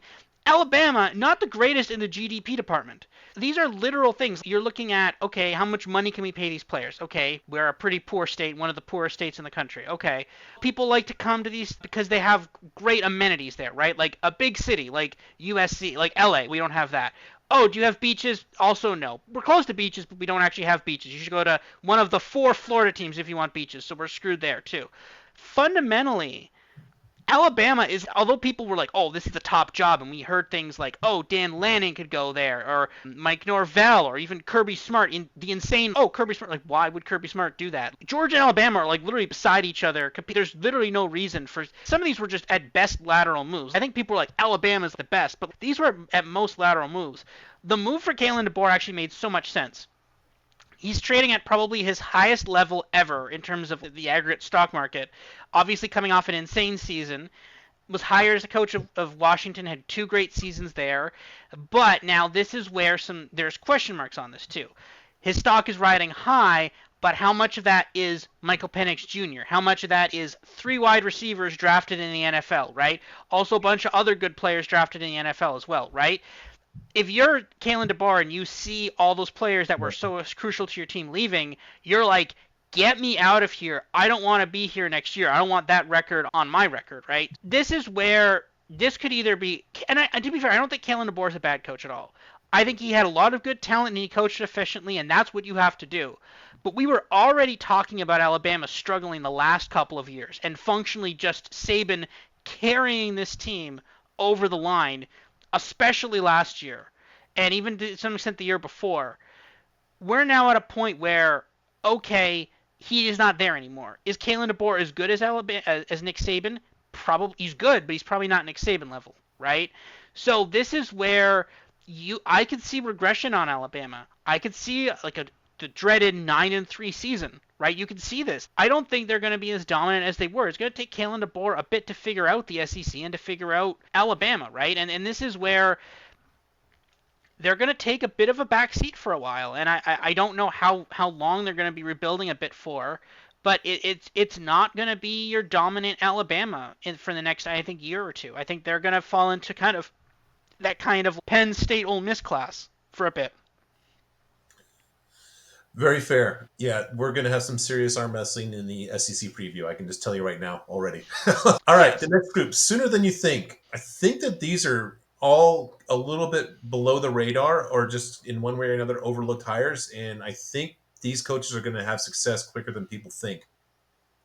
Indiana got Signetti from James Madison. James Madison replaced him with Bob Chesney, who was thought of very highly at Holy Cross. You might remember Holy Cross gave Boston College a serious scare last season. San Diego State hired Sean Lewis, who did, I guess I would call it maybe God's work at Kent State, and then got thrown under the bus by Dion at Colorado last season as offensive coordinator. I might be one of the few. I think Bill O'Brien will do very good at Boston College. I think he was a very good college coach, and people might just there might be a little recency bias because it ended so poorly from what I know in Houston, but I believe it took him to the playoffs 1 or 2 years in the NFL. Did he not? He did, yes, but I think the more concerning thing is what he did at New England and Okay. just the absolute train wreck. Now, there is differences there, obviously, and miracle workers can only do so much. But this is the thing, right? It's you play with what you've got, and he did not have much at New England, right? In literally in any, not even the quarterback was bad, but everything else was good. No, the quarterback was bad, and you had no wide receivers and a running back who probably isn't even really a running. Like it was really bad. It was so bad. Okay. In New Mexico, Bronco Mendenhall. What he jumped? I don't know if you remember this. He was a head coach at BYU, very good record there. Just suddenly jumped to Virginia for no reason at all. Surprised everybody. Then he just had a surprise resignation at Virginia. Took 2 years off, and of course he shows up at New Mexico. Okay, good for him. Good coach though. He had success at Virginia and BYU, and I think they might be a little better than most people think. So, any other thoughts on this group? No, I mostly agree. I think Indiana is going to be fascinating because it's a good coach, a coach we both like. We've loved what JMU's done the last couple of years. The question, though, is where is the ceiling, right? Indiana, again, arguably Alabama level class of what NIL should be in terms of GDP, right? Okay, limited resources, but a good coach in the Big Ten.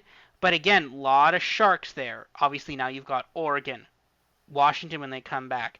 You've got Michigan, Ohio State, Penn State. Now, you don't have to play them all the same way because I think they used to be in the Big Ten East. Yeah, East, I they were think. the Yeah, so tougher that team. was death. So they definitely benefit from not having that schedule anymore. But more Sharks come in. Nebraska on the rise as well. So I think there is a nice ceiling where they can potentially compete for a playoff berth in a few years, maybe a year or two.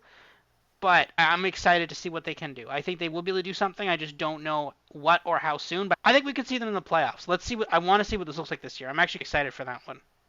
Yeah. All right, next group. I think that these, how do I say this? These head coaching moves are either participating or are reflective of some really tough times ahead. UCLA, great. They got Deshaun Foster, a UCLA guy. Good for him. Eric Bieniemy, I'm not sure what's happened to his career. I don't even know what to make about it, but we can talk about that in the Big Ten preview. And then in typical UCLA coupon cutting fashion, they promoted a guy, Ika Maloe, who has no experience as being an actual defensive coordinator.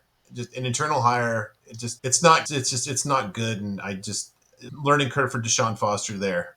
Oregon State got completely cleaned out with the I don't even know what do we call them, the Pac-2 or whatever, with their just weird situation and Jonathan Smith moving. That they're in a bad spot. New Mexico State loses the great, capital G great Jerry Kill, and they replace him with the capital P poor Tony Sanchez. We'll talk about that in the Conference USA preview. Not excited about that hire. Similarly, not excited about Kane Womack, who did good work at South Alabama and said, you know what, I'll go ahead and be defensive coordinator for my buddy Kalen DeBoer at Alabama. So they promoted Major Applewhite. I weird to say this about a Sun Belt team, but I don't really like the lazy internal hire. I think that they can do better. They made a really good hire with Womack, and this was not a good hire. And Mississippi State, you've got Jeff Lebby, who is probably about as opposite as you can get from Zach Arnett last season. I think you're just getting whiplash from going from the late Mike Leach to Zach Arnett to now Jeff Lebby. If he can turn this around in season one or even just get them to 4 wins, God bless the guy. But that is a tall order right there. That's a roster that's been through the meat grinder. Yeah, the SEC specifically. Not only is obviously you were in the SEC West before, so you get a slight schedule boost, but then that's immediately eaten up by the fact that now you've got Texas and Oklahoma in there as well, and you now have to play more SEC East teams, and some of them are actually pretty good. Tennessee, Florida, right? So it's yeah, that one is rough. I for some of these programs, I just think, especially UCLA, they have no idea what they're doing. And not so much okay, they're just doing bad things. There's no particular direction, right? With Chip Kelly, you're like, cool, you do this, you do Chip Kelly things, that's fine. But then they're like, okay, this sucks. You're not good at this anymore. You're gone. And I think that was the problem, but at least there was a vision. There was like, okay, we're doing Chip Kelly things. But now I don't know what they're doing. We're just going to do this now. That's not great. Oregon State again absolutely decimated. The only reason Washington State wasn't decimated was because there was just less to pick there. Obviously they took the only good stuff they had in Cam Ward and stuff. But yeah, like you took the coach, you took the quarterback from Oregon State as well because they actually had the DJU is now a quarterback for Florida State. It's those got decimated, and they also have no idea what they're doing. They don't even know what conference they're in. They're desperately like, and it's so sad, but they're just like they're like the dog scratching at the door of the ACC or something. But that's what they're reduced to because they have nothing now, and it's so sad. But this is what conference realignment has done. Everybody was slightly more valuable than them, so they get left out, right? Now you hope eventually they could find a home somewhere, and they probably will. When Florida State and Clemson leave, they're going to try to make that money up somewhere. So I suspect those two will be coming with. I think they will get something at some point. I just don't think it's going to be just quite yet. New Mexico State, yeah, that was. I don't know what there needs to be like.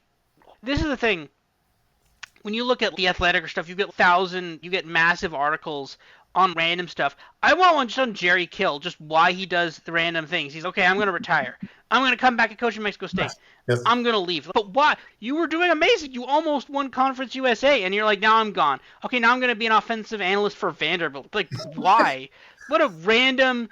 It's not even close. It's like the other side of the country. I don't understand what the strategy is here. Yeah, You know, I it's don't just think like people are confusing the academics of the two either. All love to the fine people of New Mexico, but yeah, it doesn't make any sense in any way. yeah, so they're definitely going to take a step back. And yeah, so it's some of these are like predictable. This is like transitional hire. Mississippi State, I think, is semi more permanent, but I wouldn't. I'm not like, oh yeah, that's a lock for. We'll see. I don't. It's not good. I think Jeff Lebby was like, oh, I'm just gonna go to the SEC too. Oklahoma's going to the SEC. I'm just gonna also go to the SEC. That maybe not wasn't the best idea, but I maybe had a discussion like actually he did an interview, then he went back to a friend. He's they're in the SEC, right? I just want to make sure. Okay, yeah. Um, all right, next group. Interesting storylines. Too much here, but just really interesting. Syracuse. They hired Georgia's defensive backs coach Fran Brown. Not sure what that's about. Not sure why. I don't know if he's a native of upstate New York. Just a lot of not sure's, but okay. That'll be just more interesting than your average Syracuse hire.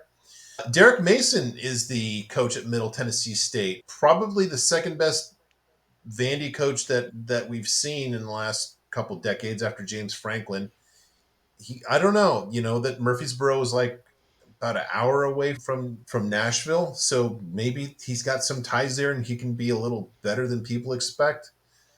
Louisiana Monroe hired Bryant Vincent, who was the interim at UAB 2 years ago, and last year was the offensive coordinator at New Mexico. He was very good at UAB. I'm going to be interested to see what he does there. I'm not expecting anything in year 1 or 2, but Might be something there by year three.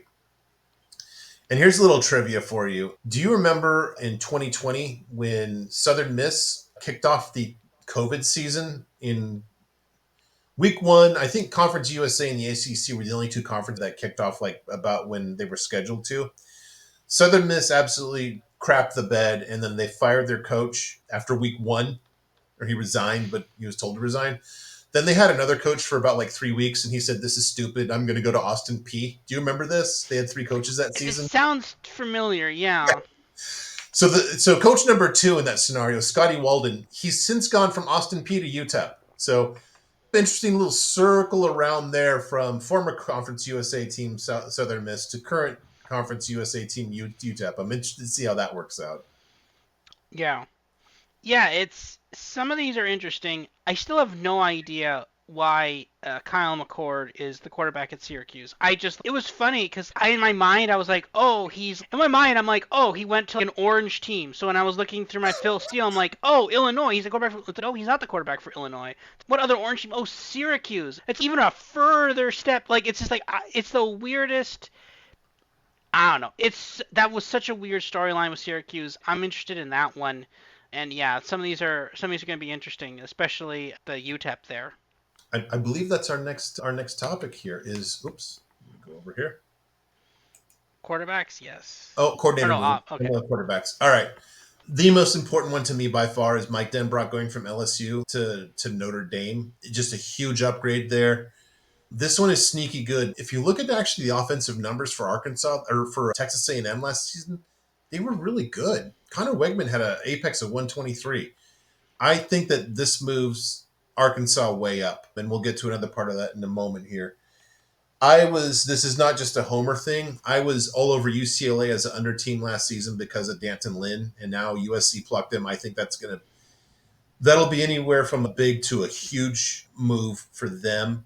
Talked about Sean Lewis. Really, I'm not all that wild about Pat Shermer. I don't like Sean Lewis leaving Colorado. I think they take a step back there. Seth Luttrell replaces Jeff Lebby. Jeff Lebby I liked as an offensive coordinator. Seth Luttrell was a crappy offensive coach at North Texas.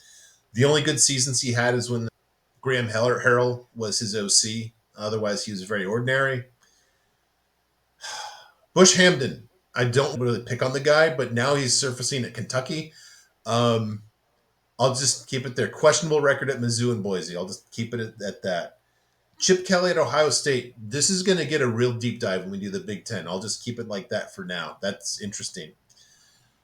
Andy Kotelnicki. He was at Kansas. He ran that fun offense. He's going to be at Penn State now. I'm going to be interested to see how much of James Franklin lets Andy Kotelnicki do Andy Kotelnicki things. TCU, Andy Avalos, not meant to be a head coach, but he's a very good DC. I think this is a big move. And then, sorry, my guy Lance Taylor, I love you. You follow me. You're my favorite MAC coach, but hiring Walt Bell is not a good move in this case. Best of luck to you, but I don't see that turning around your offensive woes. Please prove me wrong. Robert, any thoughts on any of these? Yeah, no, the Chip Kelly at Ohio State, that's going to be it's interesting to say the least. I don't know what to think of it yet, and I'm sure the deep dive on that will be fascinating. But that's a star that Pat Shermer was. I'm just gonna check this. I think it was an He analyst was for them last season. he wasn't he He, like he kicked around the NFL for a while, too. he was the NFL, right? Yeah, he Yeah. was. Yeah, he was the offensive coordinator for the Denver Broncos. Yeah. So when I saw this, I was like, wait, that Pat Shermer, and I'm just double checking again. I'm like, that Pat Shermer, that was the offensive coordinator for the Denver Broncos with for 2 years, and they were horrendous. That was with the Drew Lock years. That was horrendous. And we're like, yeah, let's make him the offensive coordinator. Okay. A lot of questions about that one. I have a lot of questions about everything Colorado does. They're just doing Yeah. weird things. That's a very questionable hire to me. I was like, it has to be a different Pat Shermer, but no, it's that Pat Shermer. So yeah, I'm not particularly high on Colorado this year. It's funny. I was like high on them last year. We called the exact peak of Colorado, and then we rode them down. And yeah, Well, in fairness, you did. I mocked you considerably, but I admitted it. You were right. Good call by you. Actually, so that's another a perfect example, right? Because people remember week one, TCU versus Colorado. Colorado was like 20 some odd point dogs. I think it was like some. It wasn't even like 21. It was like 26-point dogs. They won that game outright, and people were like, "Colorado's amazing. TCU lost the national championship game last year. They must be good." And I'm like, "No, both of them are bad, and they neither of them made a bowl game." That's the exact definition of if you think one team is good and one team is bad and they play to the same level, both of them are bad. Not both of them are good, both of them are bad. Fair. All right. Any other ideas on the No, I coordinators? think for coordinators that's good. I think the next one we're gonna have some stuff to talk about here. Yeah. So these are, I've got them in many groups here. We'll just start in the upper left. Enormous implications. Obviously, Dylan Gabriel to Oregon, I think, is the biggest one. Unless it's Riley Leonard to Notre Dame. I think Riley Leonard and Denbrock, that's huge to me. Jordan McLeod to Texas State, Sunbelt Player of the Year last year, now goes to that GJ Kenny offense, who was awesome. And then I think, like I said, Taylon Green going from Boise to Arkansas and then playing for Bobby Petrino. I think that I haven't done my SEC work yet, but I think that could move them way up. This is so. I'll touch on the Jordan McLeod one first. I don't understand why some of these there's a good quarterback and then they just drop down. It'd be like, but why? This is, I think, a failure of scouting on some of these guys. 'Cause we called some of them last year too. It's like, why did this guy drop down? He should have been taken on. You should have gone up. You should have a Power Five conference should have taken him. Hell, Indiana should have taken him. But they're like, no, you drop down. It's some of these drops are weird, but then also some of them are some people get upgraded who should have been dropped down to. It just stuff moves all over the place there in that case. Dylan Gabriel, that one is easily massive. That has to be probably the biggest one. Dylan Gabriel trying everything possible to get Oklahoma anywhere last year, and he did a lot, to be fair. That being said, let down by the defense. Guess what? Oregon's got a pretty good defense. So that one is massive. I think arguably there's a case for Dylan Gabriel to be the best quarterback in the Big Ten. Very arguable in my opinion. Also, not on this point, but just a touch more on Oregon. They also pick up Dante Moore from UCLA, which is it obviously has nothing to do with this season, but it's like the perfect way you're supposed to use the transfer portal. Yep. That is the exact way you're supposed to use it because he's not the starter for this year. He's the starter for next year, which is perfect. That's exact and you're like, "Hey, it's like with in like the NFL, right? With like salary cap, you're like, oh, people leave dollar bills on the ground, and you pick up dollar bills, and sometimes you pick up a $20 bill or a $50 bill. That's like picking up a $50 bill. You're like, here's a quarterback with a lot of potential. No one wants him. We're going to pick him up. He's going to sit and do a ton of practices this year. And then next year, when our new guy goes to the NFL, we now have our guy who's been working in our system for a full, brilliant, absolutely perfect, Yep. perfection from Oregon in that case. That's Yep. how you're supposed to play the transfer portal, and that's another reason why I love what Oregon's done this year. Who else did that too? And this will take us to the next group. USC getting Jaden Mayava from UNLV is just Yes. chef's kiss masterpiece. And I'm going to argue that USC's backup quarterback they got through the portal is better than Ohio State's starting quarterback. Takes us to the second group, likely to disappoint Will Howard at Ohio State, Cam Ward at Miami, DJU, Tyler Van Dyke resurfacing at Wisconsin, and Brock Vandegrift. The only thing that's not obvious here is Will Howard had a really low apex, and I don't want to spoil the Big Ten preview. I think with Chip Kelly and Will Howard, there's a deep dive there that the Big Ten preview is going to be two different episodes.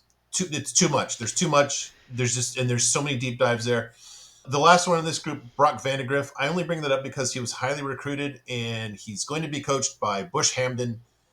End of sentence. Don't need to say anything more. Your thoughts on this group? Yeah, it's an interesting group. Will Howard, I don't understand. People were like, he's so good. I'm like, he's okay. He's not. People are like one of the best quarterbacks in the portal. I'm like, he's okay. It's not. I like when I think of Kansas State, I'm like, oh yes, it's Will Howard carrying the team. It's just a good rounded team that's coached Yeah, well. exactly. Not this is Will Howard's team.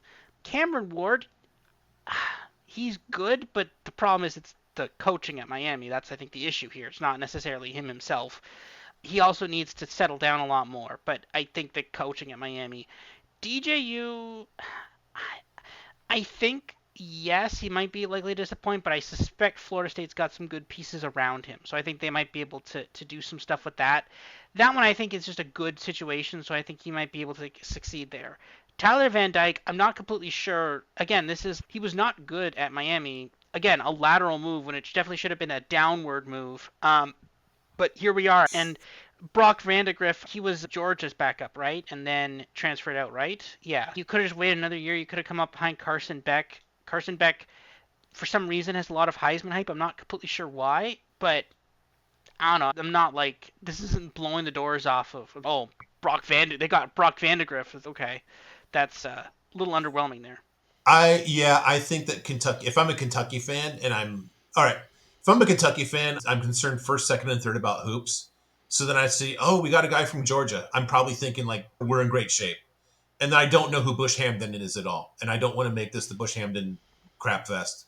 Just we'll get into more of that in the SEC preview. All right, next group, sneaky implications. TJ Finley from that Texas State offense to Western Kentucky. Don't know if they're going to threaten Liberty, but I like that move for him. Curtis Work, one of those pieces that goes from Ohio to Indiana. We talked about how Indiana could be an interesting team this season.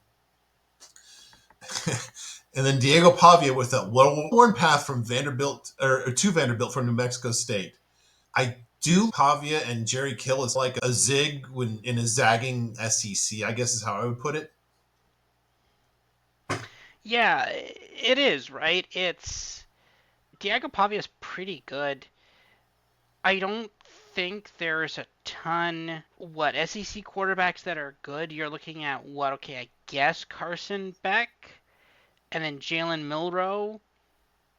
And then there's not much. This isn't. Oh man, the Big Ten is far scarier for quarterbacks. Even I that's not that think great. that there's But not a like, lot of it's almost like Navy just or Air Force just running the option. Like it's just it just seems like a different kind of skill set where before Vandy was just trying to just do what other SEC teams do, but just with lesser talent and just get crushed every week. It seems like they like with him and Kill, they'll try to do some different stuff than everybody else, which will be interesting. mm-hmm. Yeah, I agree with that. All right, the next group. I could see it working. I'm not sold. Tyler Shuck to Louisville. I'm not going to say, I'm not going to ever count out Brom being able to work with a quarterback. Gus Malzahn's best work with quarterbacks has been with those that were developed by other people. So KJ Jefferson could be a good match for him. Hank Bachmeier resurfaces at Wake Forest. You never know who's going to work in that offense, so why not in the claw offense? And as mentioned long ago in this episode, Ethan Kaliakmanis reunites with Kirk Shiraka at Rutgers. Yeah, some of these are really interesting. Wake Forest obviously needed an upgrade from Mitch Griff's. He's a couple panels over, but Yes. yeah, Ethan Kalmanak, like the one at Rutgers now from Minnesota. That one's interesting. I do that fit. I think he actually was just let down by the entire Minnesota team. Let's see. I like that one. I think that one could be interesting as well. Yeah, and you know what? I have a mistake on my next one here. First year box of chocolates. As Forrest Gump said, life is a box of chocolates. You never know what you're going to get or whatever he said. I have no idea what to expect here. Blake Shapen, talented quarterback at Mississippi State. Who knows if that's a fit? Will Rogers at Washington, ditto. Weird that they went with a upperclassman there in a complete rebuild. Dylan Morris, former Washington quarterback, now at JMU for Bob Chesney. We'll see. And I can't give up Kyle McCord at Ohio State. I put him there rather than at Syracuse, which who knows, to your point, how that's going to work out for the Orange team in upstate New York. Yeah, Will Rogers is he's a really interesting fit there. I could see it potentially working out with that one maybe. I think that one probably has the better chance of working out. Blake Shapen, that Baylor team was questionable at best. And I'm not saying it's clear that Blake Shapen did not carry that team. So that one is really iffy to me, and I have no idea what to expect from Kyle McCord. I have no idea if what we saw last year was like peak Kyle McCord as coached by Ryan Day, and it's just downhill from there. If maybe he was overcoached, if he may improve, I have no idea. Your guess is as good as mine. I have no idea what to expect at all. Yeah, that we might have an hour episode just on the Ohio State offense last year and this year. This is getting just it's an interesting topic. All right, a distant cousin to likely to disappoint. This is the group of they won't meet mild expectations. Max Johnson, North Carolina. I can't believe he made it at a Power Five, his third Power Five program. Grayson McCall at he's not at Coastal, he's at NC State now. Sorry, I've got some old habits in here. Just don't. I didn't like his last season away from Jamie Chadwell, and I'm certain it's going to work at NC State. I know there's different opinions coming up about that in our next episode. And DeQuan Finn at Baylor had a good season. I still think he had been overrated for a bit, and I don't know if his feet get him out of as many jams in the Big 12 as they do the MAC, and he's going to be facing better pass defenses by far than he did in the MAC. Yeah, again, Max Johnson ain't another one of these people that does lateral moves when it should be downward moves. Grayson McCall, again, I substantially worse last year, and I don't see that being fixed. It seems like definitely a Jamie Chadwell thing.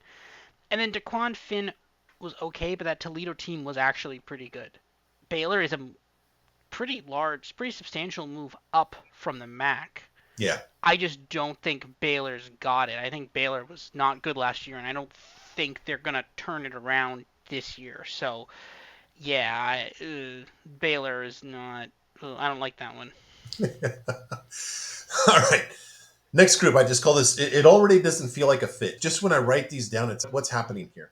Chandler Rogers, former North Texas quarterback at Cal for Justin Wilcox. Now he's following his offensive coordinator there, but that doesn't feel like a fit either. Mitch Griffiths to Marshall. Okay. I guess this almost does feel like a fit, but in a bad way. Mike Wright goes from Vandy to Northwestern. Good for you. And EJ Warner from Temple to Rice. Guess that makes sense in that he'll get a better degree and he's in nicer weather once the clock strikes October. But these all just seem bizarre to me. Yeah, there is a lot that's weird. I don't know. Mitch Griffs was just like did not seem to have a great grasp of seriousness of the game. To be fair, that's not great. I don't think that one's a great fit. EJ Warner, that was the much hyped son of Kurt Warner, if I remember Yes. correctly, I was and wrong him last season. yeah, It's and horrible. yeah, not great. It was not much hyped, and not that hype was not met. Let's just say, um, yeah, we'll see. Maybe he can improve a bit, but it's Rice. I'm surprised T.J. Barrett, or what was it, J.T. Barrett, or no? Who was the JT quarterback at Daniels. Rice last year? J.T. Daniels. Yes, I'm surprised he's not surfacing on this list somewhere. Did he finally like He lose his retired from last football. eligibility? Oh, that's right, he did. He actually got injured, right? Or I collective think he just got accumulative tired of injuries. football. I think that's just, Yeah, it's just yeah. Yeah. yeah. All right. This next group of two, last call was 10 minutes ago. This just seems two people who just are looking for any face at the bar to hook up with at this point. I don't know what Tom Herman sees in Cam Fancher, formerly of Marshall. I don't get that at all. And things are not going well for Scott Satterfield when he's taking Brandon Sorsby, who just his numbers were just horrible at Indiana. I don't get how these two coaches just said, "Yeah, that's who I want as my quarterback." Yeah, it's sorry. Yeah, no, it's not not great picks there, especially Cam Fancher. That one is very iffy to me. Yeah. All right. The next group of two, I just call it Remember Me? I forgot about these two. Gary or Jerry Bohannon, formerly of Baylor, and then I believe South Florida, maybe, resurfaces at BYU. That's an odd path. And then Chandler Morris, who you might recall actually at one point beat out, now I'm going to embarrass myself with forgetting stuff as an old guy, beat out the TCU quarterback who was a Heisman finalist of 22. Help me with the name here. All right, you're blanking too. Come on. TCU's Oh, quarterback. oh, what's his name? All right, He this is plays embarrassing. for the Chargers. Oh, I can't remember his name.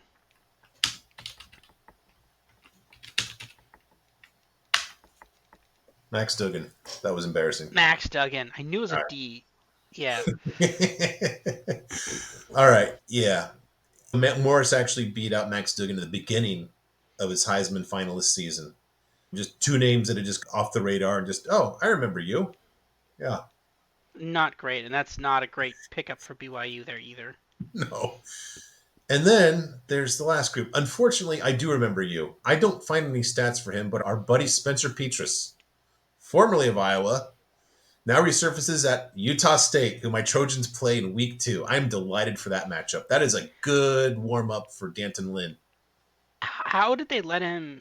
I don't. What did he transfer? Did he transfer to FCS? He had to have, right? Like, why did they let him back into FBS? It's not like he broke a law. It just he was bad, but what do you mean why they let him I back in mean, FBS?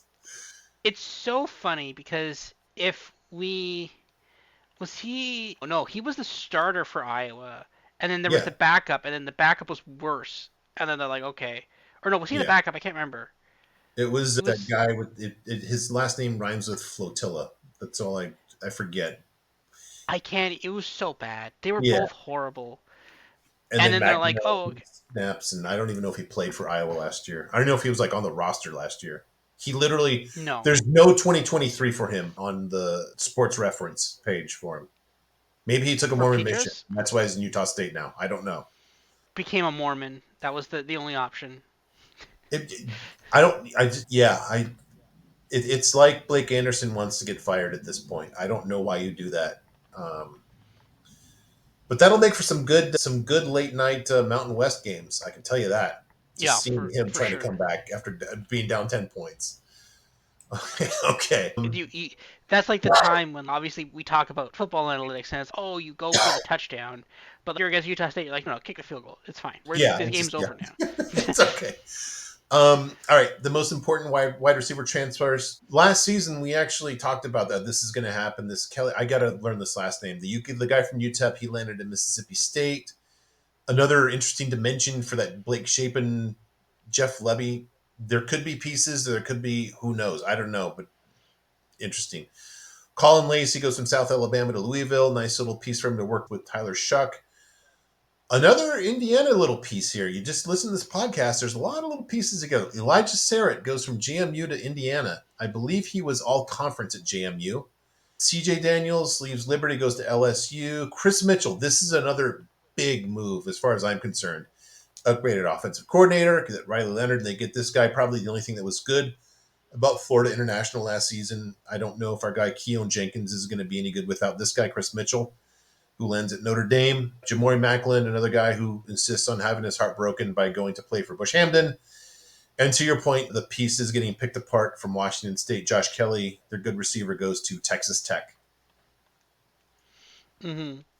Yeah, you see a lot of this, a lot of stuff going from the G5, and again all those teams Yeah. those are all P5 teams, some of them even competitive. LSU they're competitive, ND competitive, Kentucky theoretically competitive. But yeah, like it's you see that pipeline from they're good at scouting wide receivers, just not quarterbacks apparently. Yeah, I'm going to just check some numbers on this real quick. I did this and I forgot. So bear with me for 1 second. In terms of where the last year I talked about where the Ryan went and who gained the most in Ryan last year in terms of transfers. The SEC as a conference gained 9,400 Ryan yards from or I guess it'd be from other teams. So there might be interconference or intra conference transfers, but they picked up 9,400 all their teams combined. Uh, Conference USA, from where Mr. Mitchell transferred, they picked up only 569. So Hmm. like 6%. Yeah, the G5 is just a complete loser. Somehow the Conference USA did even worse than the MAC in that regard. I don't know how that's possible. I don't know how any receiver would want to play late on a Wednesday night in Bowling Green. But somehow the MAC picked up more receiving yards than Conference USA. Hmm. All right. And lastly, the final offseason development. You might remember I threw a fit when Spectrum, my former cable provider, decided to pull Disney programming just as Florida and Utah are about to kick off. Literally, just as. Like, literally, 4:59, I had ESPN, and 5 o'clock, I did not. They pulled the plug at that moment. And I said, this is a stupid move. These graphics are from that podcast after that, except for the bottom part. So since that very day, Disney stock, and I said, this is a bad move by Spectrum. They think they're going to beat Disney, but nope. The leverage is with the content, and Disney stock is up 22% since then, and Spectrum stock is down 33% since then. I told you. Yeah, no, it's content is king in a lot of this stuff, right? Especially in the streaming wars. And like it's only a matter of time before a lot of these, like your cable providers and satellite TV providers, like it's only a matter of time before you get basically high speed internet and even Disney and ABC and ESPN, they're trying to offer a streaming only option for sports. And personally, I'm very interested in that as well. I know a lot of people are, right? For other subscribers, you have to buy cable TV and you have this massive expensive package and you have all these channels you don't want when you're just like, hey man, I just want to watch sports. And they're gonna kill they're gonna kill these providers. And you just basically have internet access, you're good. You don't need these expensive cable packages anymore. You pay for exactly what you want and everybody else dies. And I think people haven't quite realized this yet, but next kind of economic downturn, first thing that's going to go is those cable packages. And with that, Robert, finally, that is it for episode 1. My favorite quote from last season, my favorite quote maybe of all time. Thank you, college football. Looking forward to the 2024 season. Robert, we will be back at it soon to go over our futures bets for 2024 with a new special guest. Looking forward to it. Yes, and we will see you then. See you, everybody.